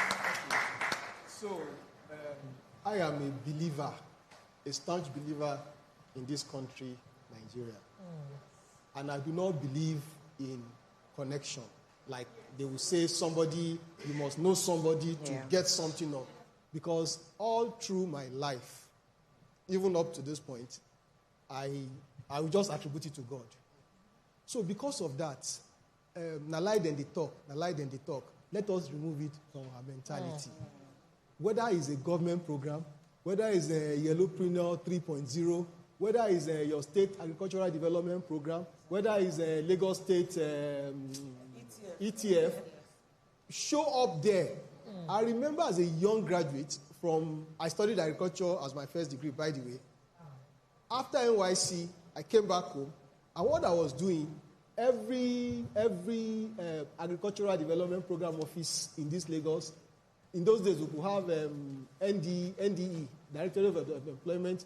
You have all those World Bank sponsors, because in the run-up to your degree, you actually learned about all these support system for agriculture practitioners. Yes. So I was going to all those places just so that, and yes, I didn't get what I wanted at the time, but some years later, there was the benefit of knowing that those things existed, referring people there. Somebody imported tractors at the time, completely knocked down, and didn't know, because tractor is not your everyday mechanic equipment that you can call anybody. And I said, look, Oga, see, there's one engineer in this ADP that I know. This was like maybe 5 years or so after I had knocked on that door and probably didn't open. And they sent in the person, and lo and behold, they were able to sort out all the problems. So what I'm saying is, Nalai, then they talk, please, as a female entrepreneur or as a woman businessman, don't listen to it. Go in, make your pitch. Go in, make your application. Even in BOI, and that was how. Let me use that again. So in BOI, you do not necessarily need to even be computer literate to have a portal. I tell people, even when you write your application on paper, managing director BOI, application for a loan of 1 million naira. Please, I have this thing I want to do. Just put it there. It gets to the MD. Once the stamp received on it, the MD will minute it, EDMSME. Once I see it, the first thing I'm looking for is where is the phone number, where is the contact of that person to know the next person. That is our divisional head for Southwest there.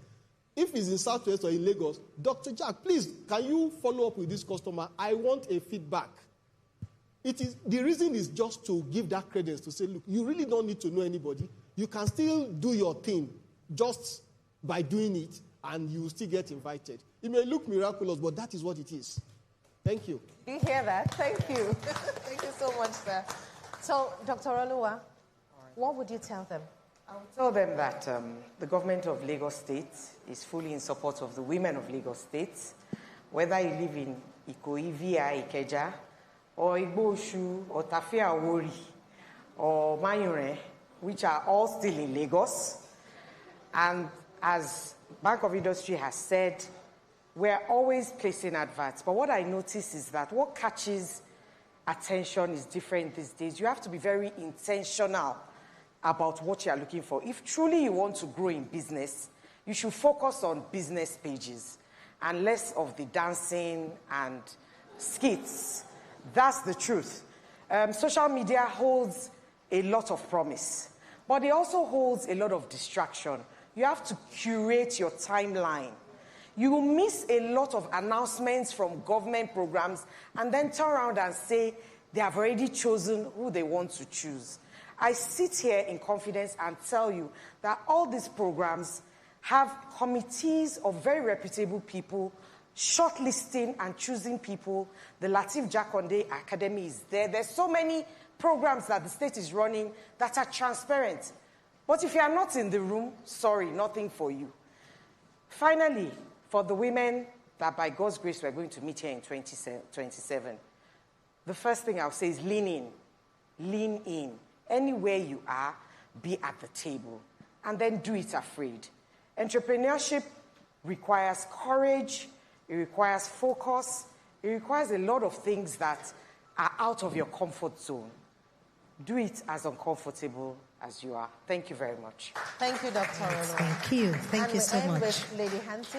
For me, I'll just say join the necessary professional networks that will help you, because everybody you need in that industry are already in that network. Number two, leverage on opportunities. And I will say, learn from every experience, the good, the bad, and the ugly. Lastly, show up, speak up, and scale up. Thank you very much. Thank you so much for your insightful contribution. Thank you very much, everyone, for listening. All right. So a round of applause for our esteemed panelists, ladies and gentlemen. Yes. Our photographers in the room will take a brief photo opportunity. I'd like to invite our ED to please join us on stage for the group photograph. Please welcome with me our ED, Mrs. Odunayo Soya, to please join us on stage with the panelists for this photo opportunity. Other photographs will be taken in the course of the program. Yes, that is still to come. But for now, we will have all of the panelists, our esteemed moderator and our executive director take the group photograph for now. Now, the truth is, the women waiting for Y'ellopreneur Phase 3.0 do not yet know that the applications have opened this morning. Those of us in the room this morning are the reason they will find out that Y'ellopreneur 3.0 has kicked off. So as our ecosystem stakeholder partners, we want you to take the message out there.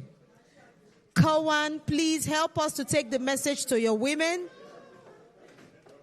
Kawan, are you with us? Please help us take the message today to your women that Y'ellopreneur 3.0 application has opened today, and they should ensure to fill the application forms and make sure that they are part of this. Yes. Okay. Okay. Okay. My ED is here. She can take care of that. Yes. Yes. Thank you so much. A round of applause, ladies and gentlemen. So for every one of us here, please ensure that you take the message out there for every woman who needs to know that Y'ellopreneur 3.0 has kicked off today. That is the message that we want to go out at this time. All right.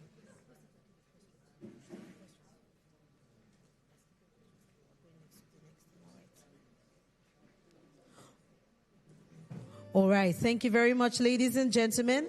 And so we will go quickly to our impact video at this time, or our impact statement from our recipients. Like we said earlier, this is Y'ellopreneur 3.0. So we've had 1.0, 2.0, and this is 3.0. We have a team of entrepreneurs, women, and other interested parties and ecosystem stakeholders who are joining this program online. I just want to say a very big welcome to all of our participants who are joining this program virtually via YouTube or any of the social media channels. Thank you very much for being part of this today. And so every time I see those numbers, 5,754 women trained across 2 phases, 172 equipment loans, and 304 million naira disbursed, I think maybe someone is going to ask, is this for real? And so we thought, why don't we let the women answer the question themselves? And in this room this morning, I have one of the beneficiaries to give a testimonial, one of the recipients from our previous initiatives, to give a testimonial of how this initiative has impacted her business, and her work, and how she serves her community. With a round of applause, because I'm sure she's ready and she's on standby, please join me in welcoming Miss Victoria King.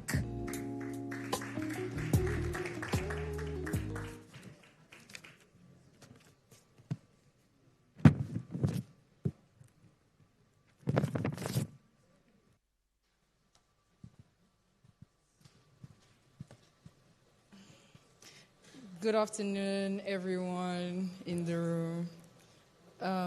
Distinguished dignitaries, representatives of the MTN Foundation, the Bank of Industry, the Enterprise Development Center, ladies and gentlemen.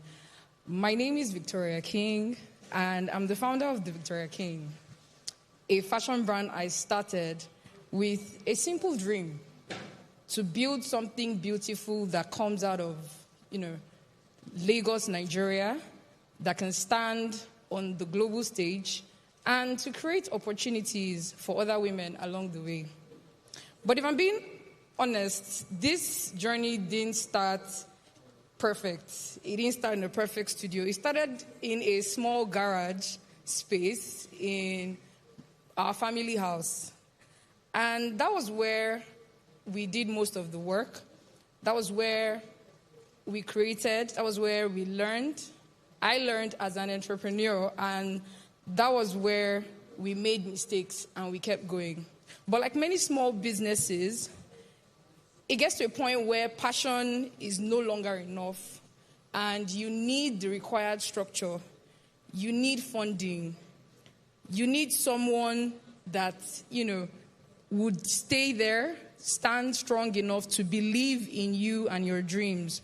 And for me, that belief came through this initiative. It came through the MTN Bank of Industry and the Enterprise Development Center initiative. Through this program, I was in the first cohort, and to my surprise, I got to the end stage and I received the funding. Just like how we've been told this morning that it's this kind of belief that Nigerians see, and then they're like, oh, they have already selected, the process is not fair. I did not want to put that, because I think it's kind of like an innate kind of, mindset. But I didn't want to do that. I wanted to take the risk, and I was like, hey, I'm more or less losing out of all the opportunities that I don't get to participate in. So why don't I just give it a shot? And I did. And I say this very intentionally, that it didn't just fund my business, the Victoria King. It changed how I saw my business, because here I was literally learning as I was going. And over time, I now realized through this initiative that, I need to have books. Books are important. I need to have structure. I need to have some sort of alignment, to position myself strategically to, get to where exactly I dreamed of, to get to the vision. And with this support, 2 million, you can say 2 million now compared to then, but then it was quite a lot. Just like how we had a speaker talk about even as little as 50,000 naira can do so much. 2 million was able to get the machines that I needed to increase my production capacity, some machines that we needed that we couldn't afford, because, economy and all of that. And our production became faster. We ended up adding, extra staff. To my surprise, we became more efficient and even more consistent. And lo and behold, we became structured, because through the program, I realized the importance of, keeping financial records, learning, because I didn't come from a financial background. I studied engineering, and it wasn't one of the things that we were put into. To this effect, I even had to go further to enroll myself in a business school, because it widened my horizon so much and made me see the importance of all this. And not just running the business as, passion, or something that is just born out of necessity, but with proper strategy. And something, happened powerfully because of this improvement opened more doors, because through this same journey, I've been able to access additional opportunities. With the Bank of Industry, I never knew I could even get enrolled. And once I got enrolled, I've had access to even more financial, opportunities and support. Yes. And that kind of continuity, that kind of, trust in small business owners like myself, I don't take it for granted.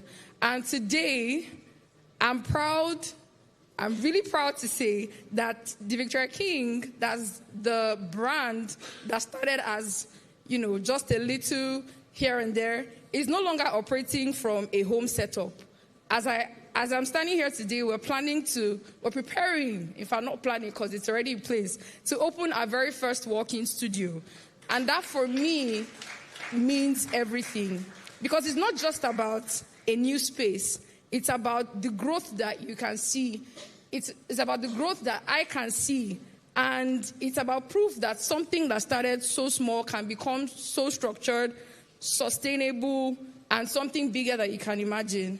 And I also have to say that seeing that this initiative has grown into this third phase, with opportunities of up to 5 million naira is incredibly exciting, truly, because if you ask me to hop on it again, I will. And I say this from experience, that any woman that's thinking about it should go for it.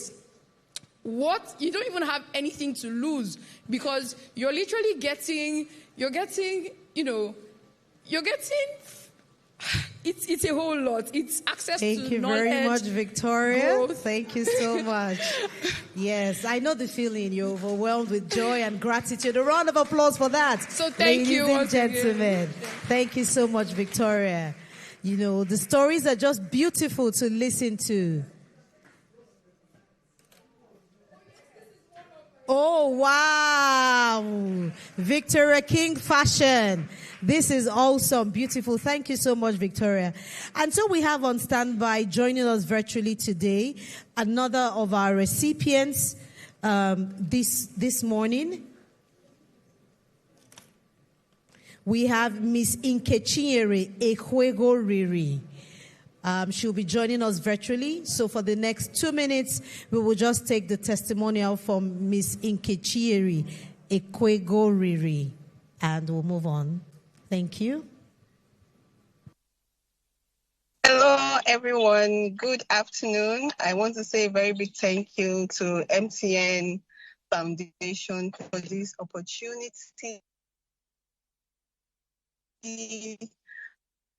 I don't take it for granted.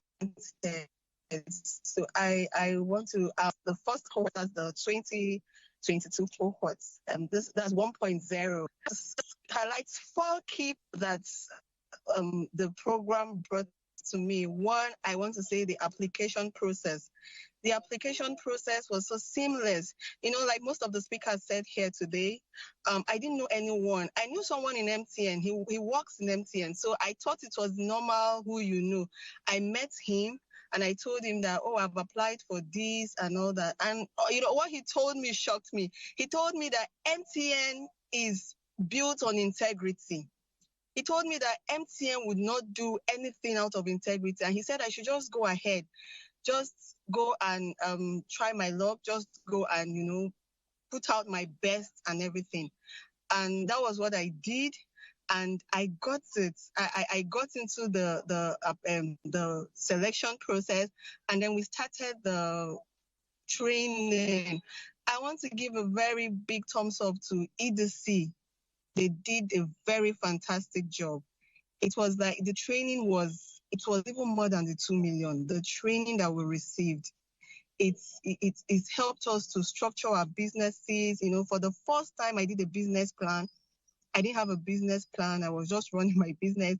But for the first time through that training, I did a business plan.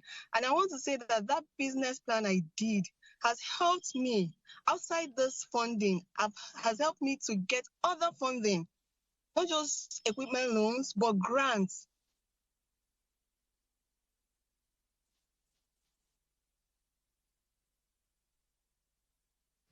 All right. Thank you very much, Ms. Nkechinyere Ekwego Riri. We may need to continue with the rest of the program. Thank you so much. We have had 2 impact stories this morning, one online and one physically. You know, beyond funding and building a strong entrepreneurial community is also essential for long-term business success. Not just any community, but a community of women entrepreneurs who can learn, connect, and grow together. And so to introduce the Y'ellopreneur alumni community on the SME Toolkit platform this morning, please welcome with me Halima Rabiu, manager at Enterprise Development Center of the Pan-Atlantic University, where she supports programs that strengthen the capacity of entrepreneurs across Nigeria. Please welcome her with a warm round of applause as she comes to the microphone. Thank you so much.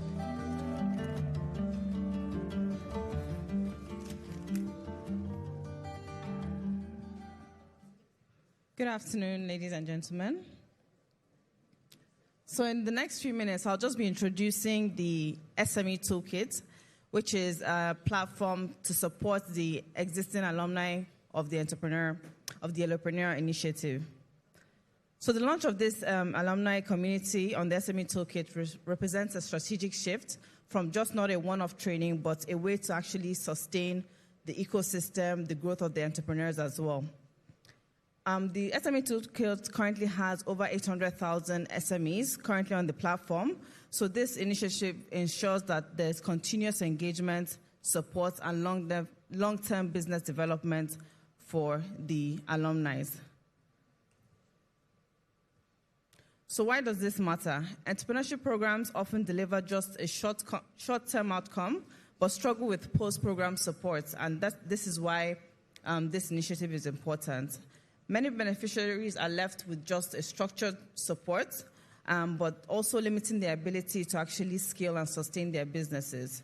So this initiative helps address that gap by preserving and strengthening prior investments of the Y'ellopreneur initiative, and it also eliminates the train and forget model of some programs, and also provides a structured pathway rather than for continuous engagement, and also builds on a already existing community. So it helps strengthen those connections and engagement within the entrepreneurs as a whole.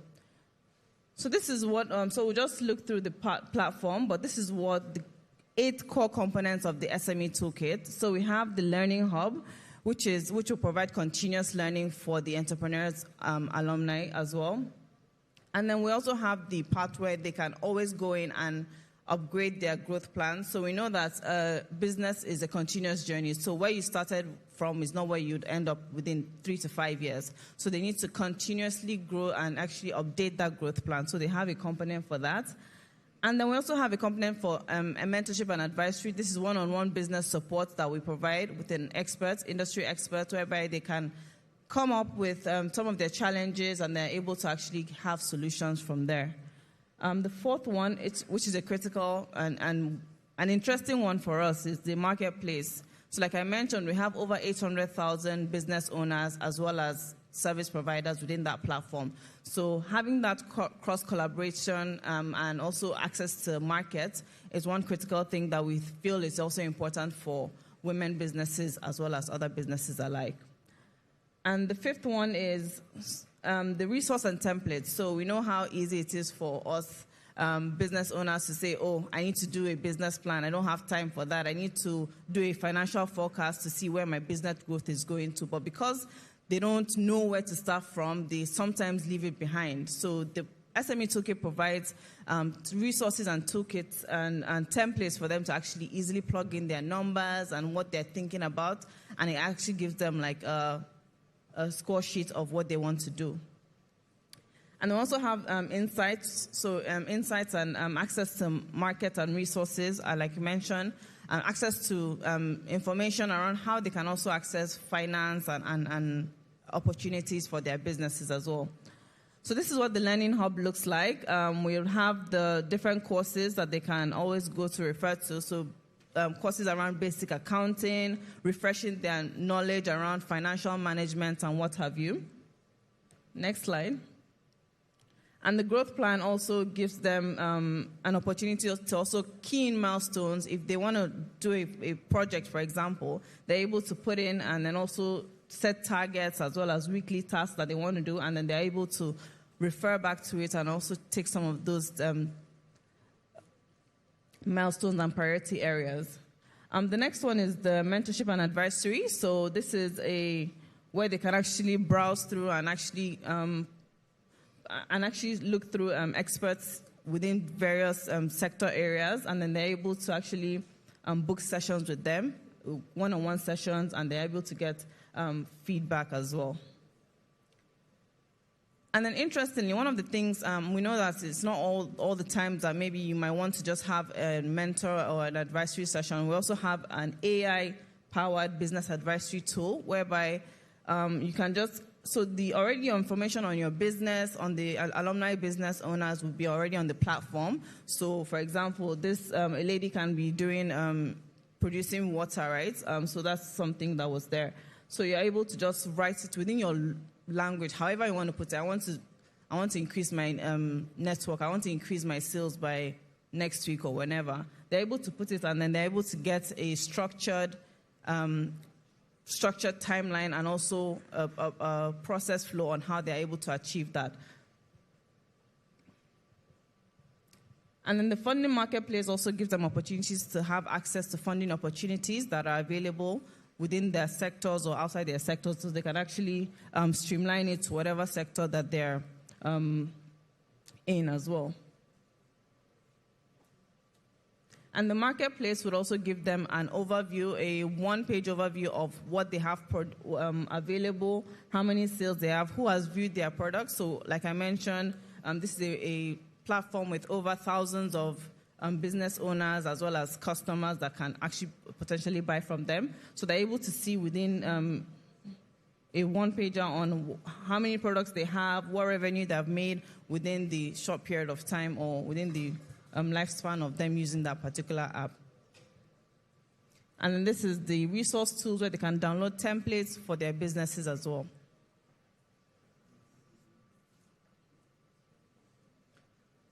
So like I mentioned, this initiative is designed to deliver sustainability in 3 ways.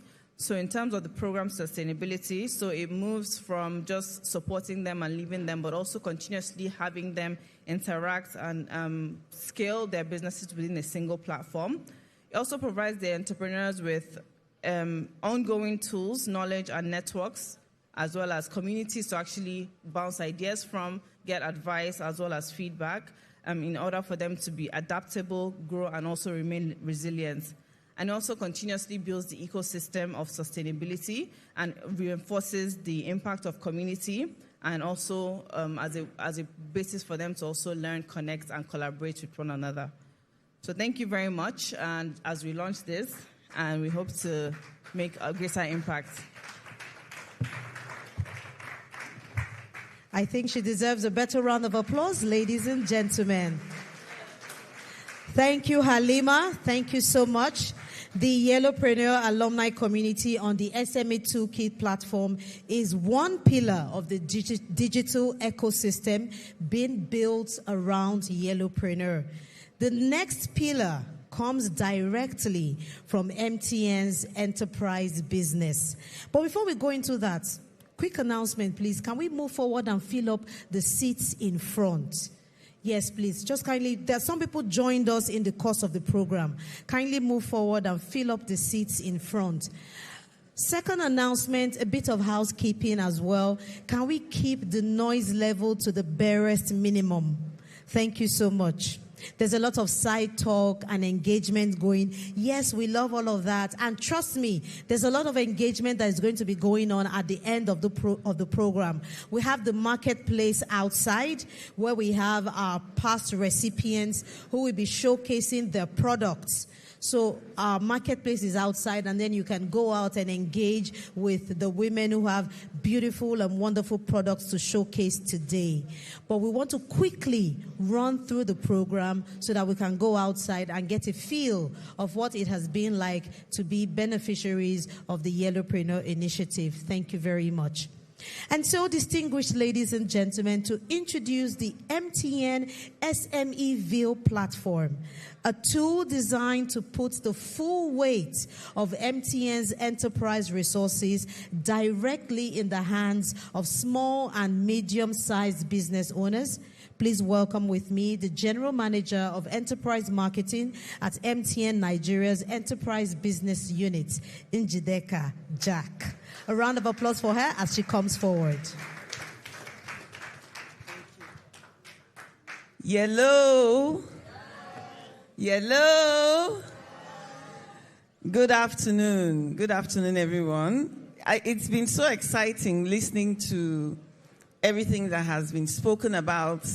The panel session was just amazing. So my slides are up. So I'm going to go very quickly. Everything that we have talked about is what we have tried to capture on this platform. It's really, okay. Shh. I like to do this because it works for adults and it works for children. Shh. And everybody keeps quiet. Fantastic. Okay, so for us, my name is Njideka, and enterprise business is a commercial arm of MTN. And part of what we do is that we work with businesses of all sizes. We provide solutions. So we're a money-making, arm of the business. But in all our engagements, we discovered something, that there is a gap around how SMEs get to discover all these things. So look at all the things that have been talked about. The Lagos State, United Nations, BOI, and what we do as a telecommunications and a technology company is we can leverage technology to try and solve problems. So even though we're a commercial arm, we decided to build this platform where SMEs can get access to information. And in doing that, we realized that the one government agency that can support us or enable this is SMIDAN. And I'm happy that SMIDAN is here. So we partnered with SMIDAN to build this platform, and it's really a resource for discovery, providing a digital linkage where SMEs can go and discover all the information that they want. Next slide, please. So just a quick story about Amina, who sells furniture from her shop in a rural community in Lagos, right? And she struggles to scale. Why? She cannot reach customers beyond her locality. It's only those that are around her that knows what she does. People outside don't know what she does. Access to information, all these BOI grants, all the, all the things that we have talked about today, all the programs, she has no idea. It's not that she's not, she can manage technology, so she has access, she's able to get on a website, but she doesn't know where to go. So what did we want to do? We realized that Amina is not the exception. Like Madam Princess made very clear, there's a large community of SMEs that have no idea where to go to get these things. So we decided to build a platform where we will pull together all this information just for discovery. It's at no charge to the partners that are coming to onboard. It's at no charge to the SME that is coming to discover. It's just a platform where there is discovery, funding, infrastructure, education, everything. So we wanted to do this. So next slide, please. So this again, we've talked about this. We all know the gaps. There are so many gaps. Female entrepreneurs in Nigeria are underserved, they are underfunded, they are underrepresented. 35% of businesses in Nigeria's informal sector are owned by women. 41% of women-owned businesses earn less than 10,000 in profits daily, right? 3 in 1 women-led SME report missing a government program. Very key. So many programs exist. They just don't know where to go. And then there's obviously the funding gap. Next slide, please. So MTN exists to connect people and communities and opportunities. It's not just about making money for us. We need to make SMEs and entrepreneurs aware. They are employing 86% of the workforce, contributing huge 48% to the GDP, yet they operate in isolation. Again, we've talked about all of this. So leveraging this strength, our technical capabilities, we built this platform. Like I said, we've partnered with SMIDAN, and we've put up SMIDAN resources, and we continue to put SMIDAN resources up there. Information on funding sources, a community for partners, entrepreneurs, business tools, education, the kind of skills training that they need. And it's a growing partner ecosystem. And I'm so excited. Everybody on this stage, somebody in my team is going to come after you in the next 10 minutes because we need to get your information on this platform. So when they come to, huddle next to you, please answer them. We need to build an ecosystem where SMEs can go and discover all this information, purely about discovery. So it's a one-stop shop for SMEs to discover the resources they need to scale. Many don't know where to go. Resources are available. And then we want to provide all these tools. So, like I said, our partnership with SMIDAN is very central to this in enabling SMEs across the nation. Our vision is that every SME in Nigeria wakes up in the morning and knows where to go to get the information that they need to succeed on this platform. So my call to action today is every first two resource providers here, join us, partner with us. Let us get all the resources into this ecosystem for it to be discovered. It's just about discovery. Fulfillment remains with you, and we just make sure that we are look at us as an additional channel to publicize your information so that all this information gets known. So BOI, EDC, Lagos State, we are coming. We are coming. All right? And the second one is for the SMEs. I know a lot of them are outside, so we're going to have people onboarding them on the platform. Begin to use the platform, begin to discover the things that are there already. And SMEville, like Mr. Edus talked about, you don't need to know anybody. You know SMEville. SMEville is your plug, right? So finally, at MTN, we believe that everyone and every business, deserves the benefits of a modern connected life. And we will continue to discover and work on and implement ways to make this a reality in my space for businesses across Nigeria. So thank you, and thank you. Thank you so much, Ma. Please, I think she deserves a better round of applause. Thank you so much. All right. The ecosystem around Y'ellopreneur is not just growing, it is deepening. Of course, you can scan the QR code on the screen and you can get straight to the website, mysmeville.mtn.ng. And of course, our people are around to put you through how to get onboarded on the platform.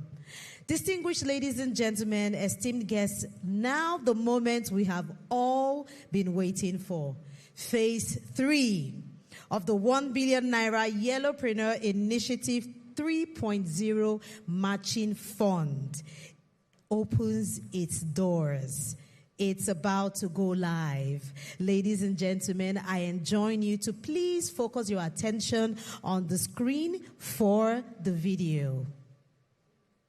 The MTN Y'ellopreneur Initiative is our commitment to empowering female entrepreneurs across Nigeria with the skills, tools, and opportunities they need to grow and thrive.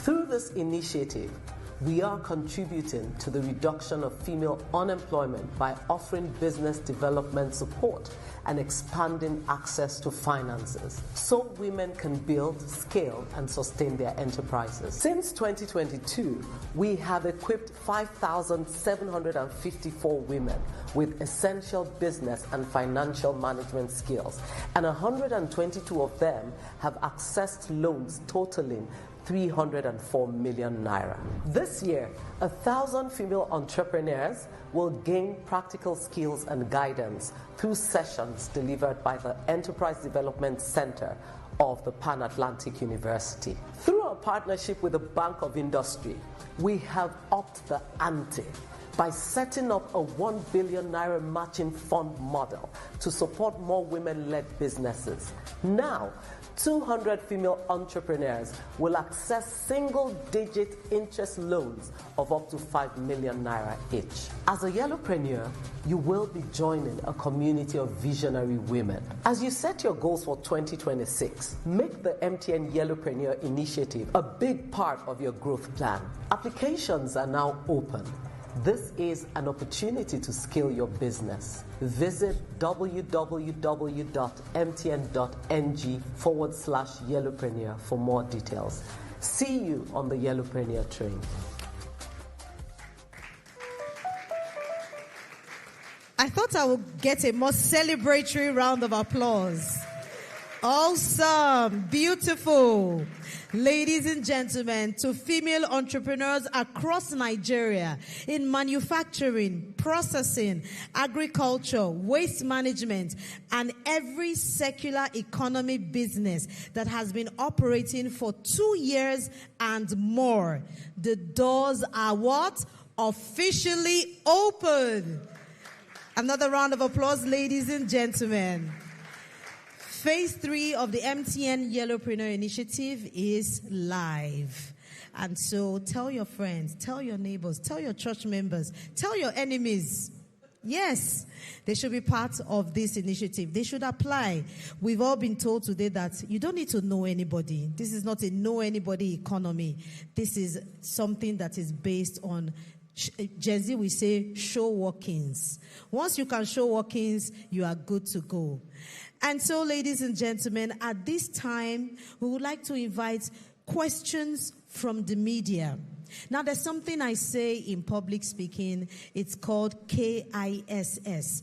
Keep it short and simple. So please, our hostesses, take the microphone around and let's take 2 questions from members of the media before we continue.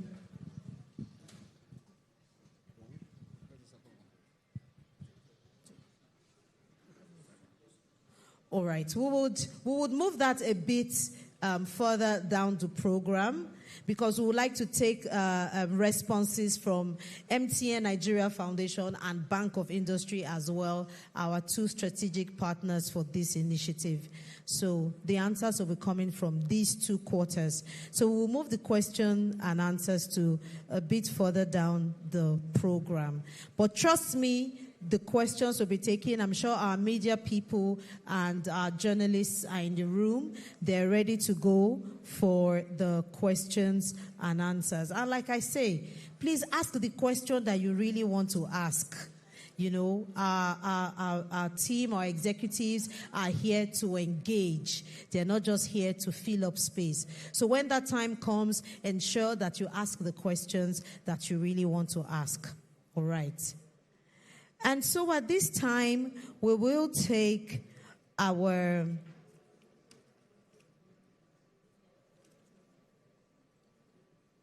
goodwill message. We will take the goodwill message from Her Excellency, the First Lady of this great state of Lagos, Dr. Ibijoke Sanwo-Olu, who is ably represented by Mrs. Oyinlola Agoro. Please welcome her as she comes to the microphone for the goodwill message. Thank you so much.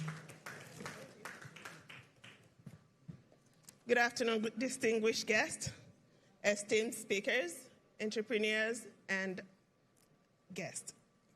It is a privilege to be here today representing the First Lady of Lagos State, Dr. Claudiana Ibijoke Sanwo-Olu. She sends her warm regards, and she's very proud of MTN for this empowering program that MTN has embarked on. Now I would go ahead with reading her speech. Speech by the First Lady of Lagos State, Her Excellency, Dr. Claudiana Ibijoke Sanwo-Olu, at the media Parley and launch of the call for application campaign for the MTN Y'ellopreneur 3.0 initiative, organized by MTN Nigeria Foundation in partnership with Bank of Industry Limited, held at MTN Plaza, Ikoyi, Lagos, on Tuesday, March 17th, 2026. It gives me great joy to join you today at this important media parley and the official launch of the call for applications for the MTN Y'ellopreneur 3.0 initiative. MTN Nigeria Foundation has over the years shown unrivaled and consistent commitment to social investment and sustainable development across the country through a collaboration with the Bank of Industry Limited, a financial institution that is also committed to supporting entrepreneurship and enterprise development in Nigeria. I am aware that the Y'ellopreneur Initiative is a remarkable program designed to empower women through entrepreneurship by providing them with the skills, knowledge, and access to capital needed to grow sustainable businesses. This move is not only critical in addressing the challenge of unemployment, but timely, as it will assist in unlocking immense potential that women bring to economic development. I am particularly encouraged by the success recorded in the first 2 phases of this program, where over 5,700 female entrepreneurs received entrepreneurship training, while 122 beneficiaries accessed equipment loans worth over 301 million naira to scale their businesses. This achievement clearly demonstrates that when women are empowered, families thrive, communities prosper, and the economy grows stronger. The third phase of this initiative is even more impressive, especially with the introduction of 1 billion naira matching fund model to support women-owned businesses. This bold step will deepen financial inclusion and promote women-led enterprises in Nigeria. I also commend the inclusion of capital building components such as the 4-week entrepreneurial training program to be delivered by the Enterprise Development Center, Pan-Atlantic University, equipping women with the right entrepreneurial skills, mentorship, and business planning tools is essential for building resilient and scalable enterprises. As the First Lady of Lagos State, I remain deeply committed to initiatives that promote women empowerment, economic independence, and inclusive development. Women are natural builders of society, and when they are supported with the right opportunities, they become powerful drivers of innovation, enterprise, and social progress. I therefore encourage women across Lagos State and Nigeria to take advantage of this initiative. I urge aspiring entrepreneurs and existing business owners to apply, participate fully in the training process, and make the most of the opportunities provided. To the organizers and partners, I applaud your vision and dedication to empowering women and strengthening Nigerians' entrepreneurial ecosystem. Your efforts align strongly with our collective aspiration to build a more inclusive and prosperous society. To the gentlemen of the press and all stakeholders present here today, I urge you to support this initiative by amplifying the message and ensuring that women across our communities become aware of this opportunity. Together, we can create a future where more women-led businesses thrive, more families experience economic stability, and our nation continues to grow through innovation and enterprise. Thank you for your attention. God bless the Federal Republic of Nigeria. God bless Lagos State. Dr. Mrs. Claudiana Ibijoke Sanwo-Olu, First Lady of Lagos State, Tuesday, 17th March, 2026. Thank you. Thank you so much. Please celebrate her with a round of applause. Mrs. Agoro, please, can you come up stage? Thank you so much. And thank you for sharing with us the good wishes and the thoughts of Her Excellency, the First Lady of Lagos State. Please also extend our good wishes and thanks to her.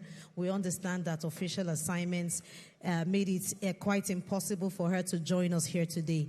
But we are grateful that you are here to tell us all that she has to share with us.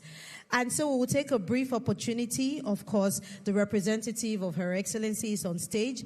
I'd like to invite our chairman of the MTN Foundation, Dr. Mosun Bello Olushoga, to please join us on stage for a brief photo opportunity as well. Okay, she should come down.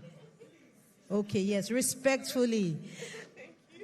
Please come down for our chairman. I'd also like to ask the representative of the MD and Chief Executive Officer of the Bank of Industry, in the person of Mr. Oluwatoyin Ahmed Edu, to please join in for this photo opportunity. Sir, please join us for this photo opportunity at this time. Mr. Pastor Simon Aranonu, the director of the MTN Foundation, sir, also join us. Victoria King, founder of the Victoria King, and also our physical recipient at this event, join us on stage for this photo opportunity. Victoria. Yes.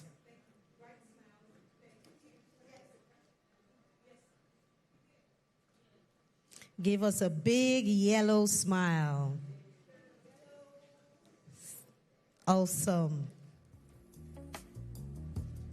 Okay, yes, please just hold on. Now, the following people, please join this group of people in front. Right Honorable Mojisola Lasbat Miranda, Deputy Speaker, Lagos State House of Assembly. Dr. Nenna Ugu, Head of Alumni Relations and Support Services at the Enterprise Development Center. Njideka Jack, General Manager, Enterprise Marketing at MTN Nigeria. The representative of Mr. Charles Odi. That would be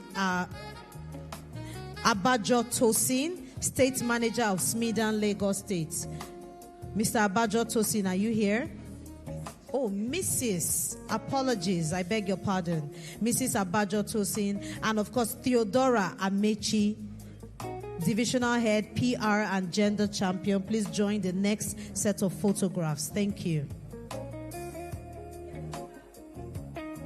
Give us a big yellow smile. Thank you so much. Awesome.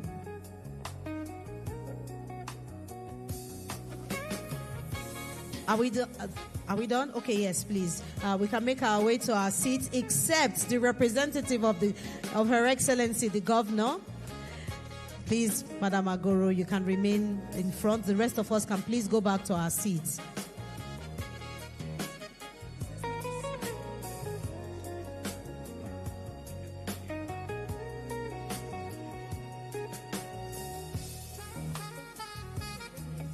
All right, so I'd like to invite Dr. Oreoluwa Fini Awokoya, Special Advisor to the Lagos State Governor on SDGs, Mrs. Widad Mustafa, wife of the Permanent Secretary, Lagos State Primary Healthcare Board, Mrs. Kehinde Adefuye, wife of the Executive Chairman, Yaba Local Government Council Area, and Mrs.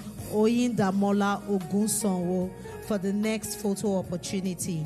Please, ladies, join us in front. All right. Dr. Oreoluwa Fini Awokoya, Mrs. Widad Mustafa, Mrs. Kehinde Adefuye.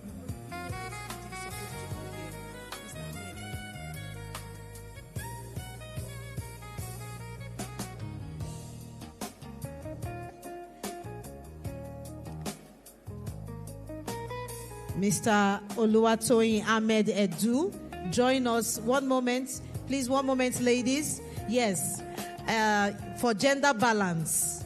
For gender balance, we want Mr. Oluwatoyin Ahmed Edu to be part of this photograph. Thank you so much. For gender balance, yes, very important. All right, please, can we have one room? There's a lot of distractions and side talk. Let's focus our attention. Big yellow smile. Thank you so much. All right. And that's about it for, yes. Thank you so much, Madam Aguru.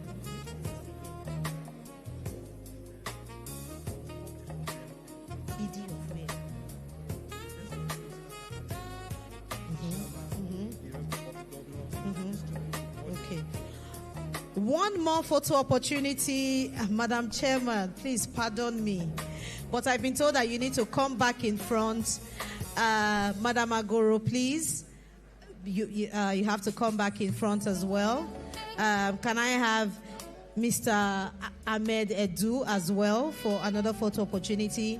Also joining us, can I have Mrs. Jelila Ismaila Ainde, Divisional Head, SME Lending at the Bank of Industry, and Mr. Kings Jack, Divisional Head, Southwest Region at the Bank of Industry.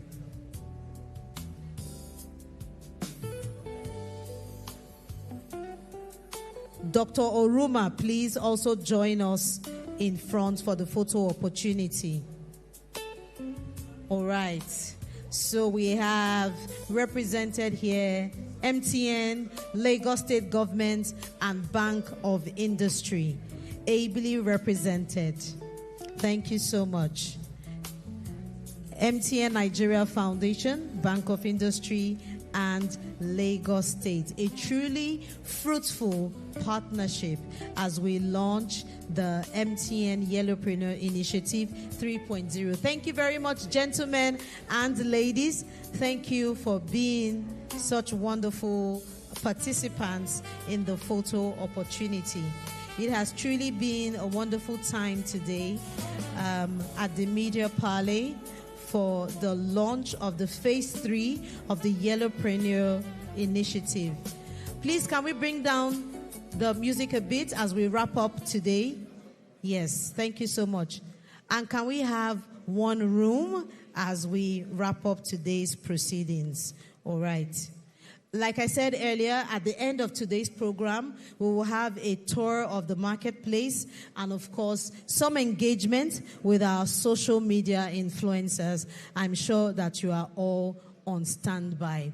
Now, a particular Alhaja who sells fabric in Lagos Island was quite flabbergasted and overwhelmed. And I will tell you why. Yes, that's big English. She noticed that the shop directly beside her, customers were trooping into the shop, morning, afternoon, evening, night. And then she was just sitting there, not making any sales. So she thought long and hard, and then she decided on what to do. She called a carpenter, and then she told the carpenter to make a very big signboard. After the carpenter made the signboard, she told the carpenter to write 2 words on that signboard. Can you guess what those 2 words are? Main entrance. So when you come, don't enter main entrance. Go somewhere else. A round of applause, ladies and gentlemen. Thank you so much. It has been a fruitful morning launching, being here in your midst today. It's been a wonderful time for the launch of the Y'ellopreneur 3.0 initiative. We have come to the close of today's event. And to deliver the closing remarks, ladies and gentlemen, please join me in welcoming the divisional head, MSME Southwest at the Bank of Industry, Dr. Kings Jack, for the closing remarks.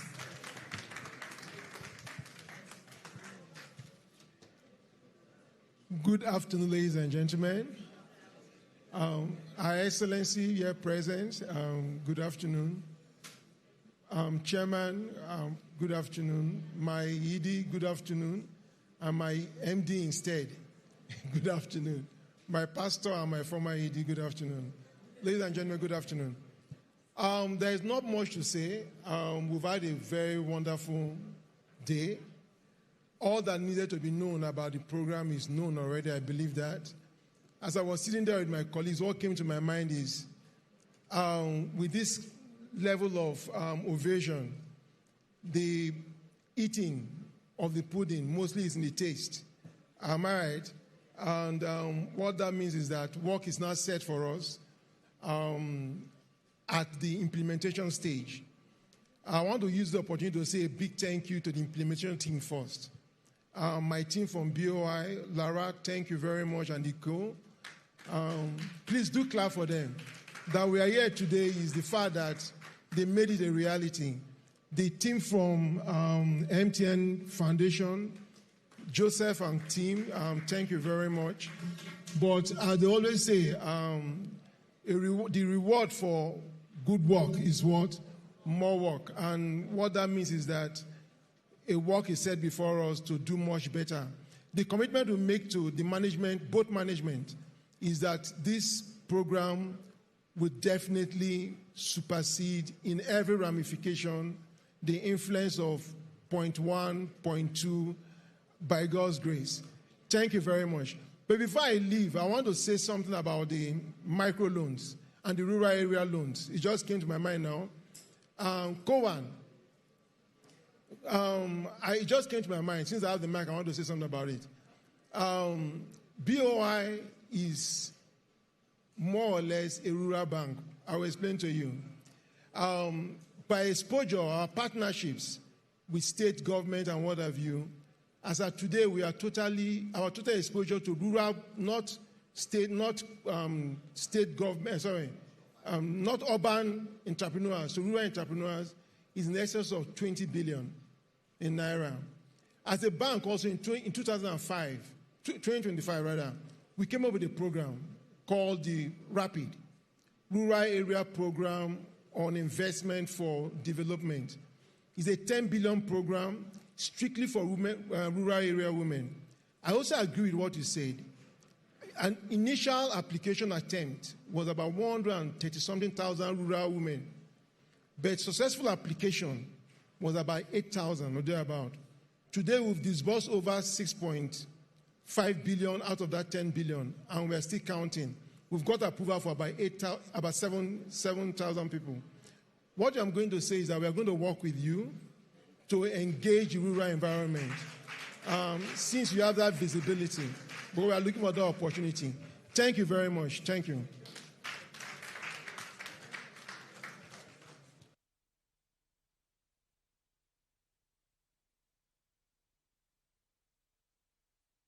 Thank you very much, Dr. Kingsjack. Please give him another round of applause, ladies and gentlemen. Thank you so much. Now, someone has said that when life gives you lemons, you do what? You make lemonade. Now, entrepreneurs are not just, they don't just make lemonade. They sell it, they franchise it, and they end up disrupting the entire citrus industry. That's entrepreneurs for you, and they're doing a fantastic job.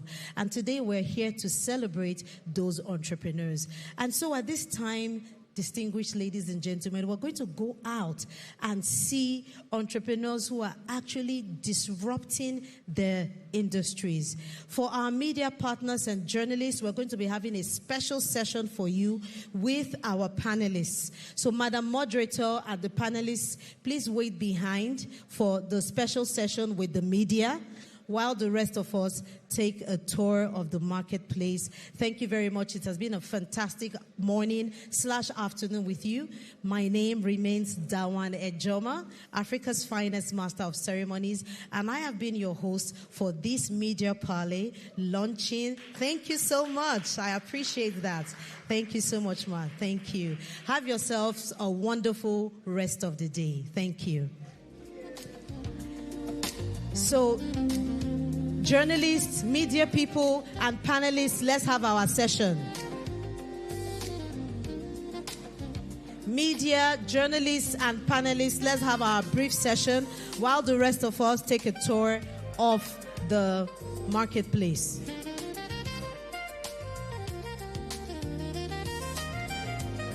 So please, panelists, can I have you, Madam Moderator? Yes. Media, journalists, can we move to the front for the special media session?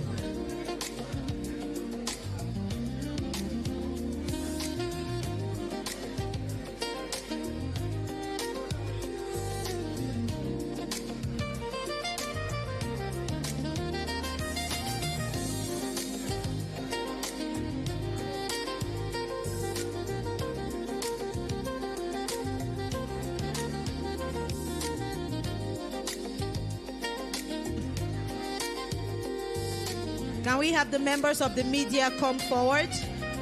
Media, journalists, and our panelists, please join us in front.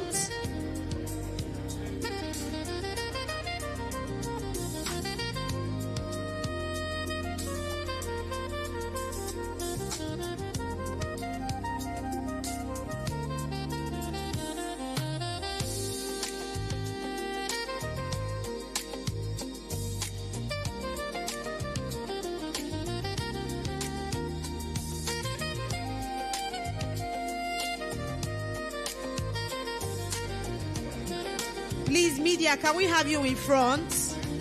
Media, journalists, and our panelists, let's have your session. Very quickly. Okay, panelists are seated. Media, can I have you? Sir, please come. Let's quickly have that. Can I have two more microphones? Two more microphones.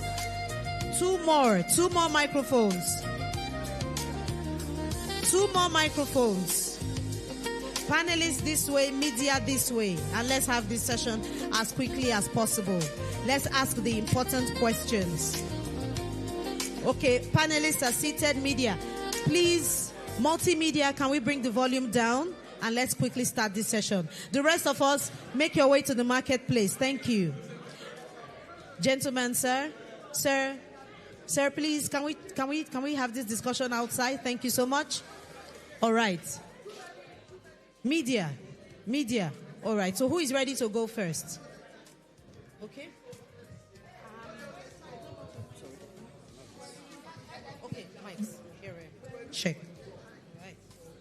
Madam.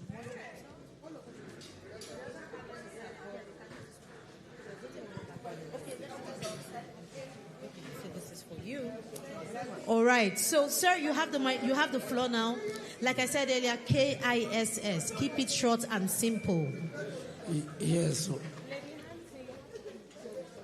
Good afternoon once again. Princess. Ma, please join us. Yes, panelists for the media session. Panelists and media. All right.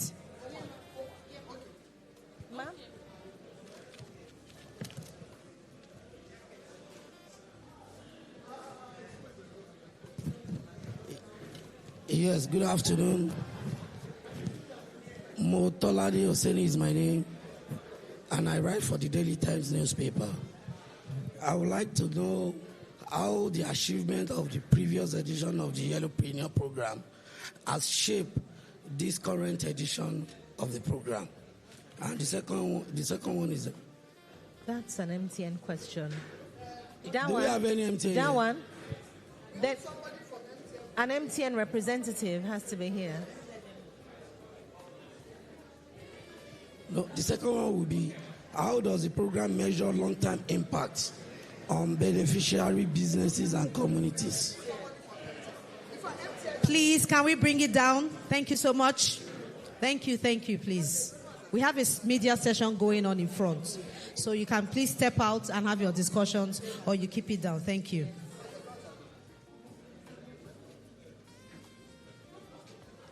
Let me ask this. Probably there is one of the panel sessions that can answer this. No. I would like to know how inclusive is the program for women in underserved or rural communities?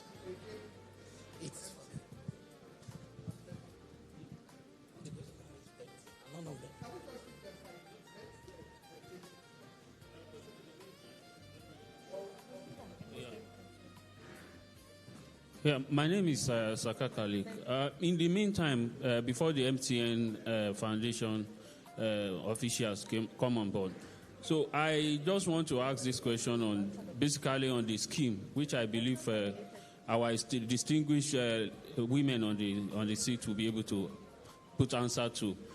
It's lovely to see an initiative of such magnitude, focusing on women, and especially in the area of gender equality, and ensuring that our women are not just taking the back road, but they are also in the front row of the nation's economy.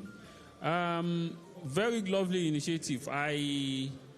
In as much as it's zeroing on women, there are also some men too out there who are suffering a lot. It can be 75-25, but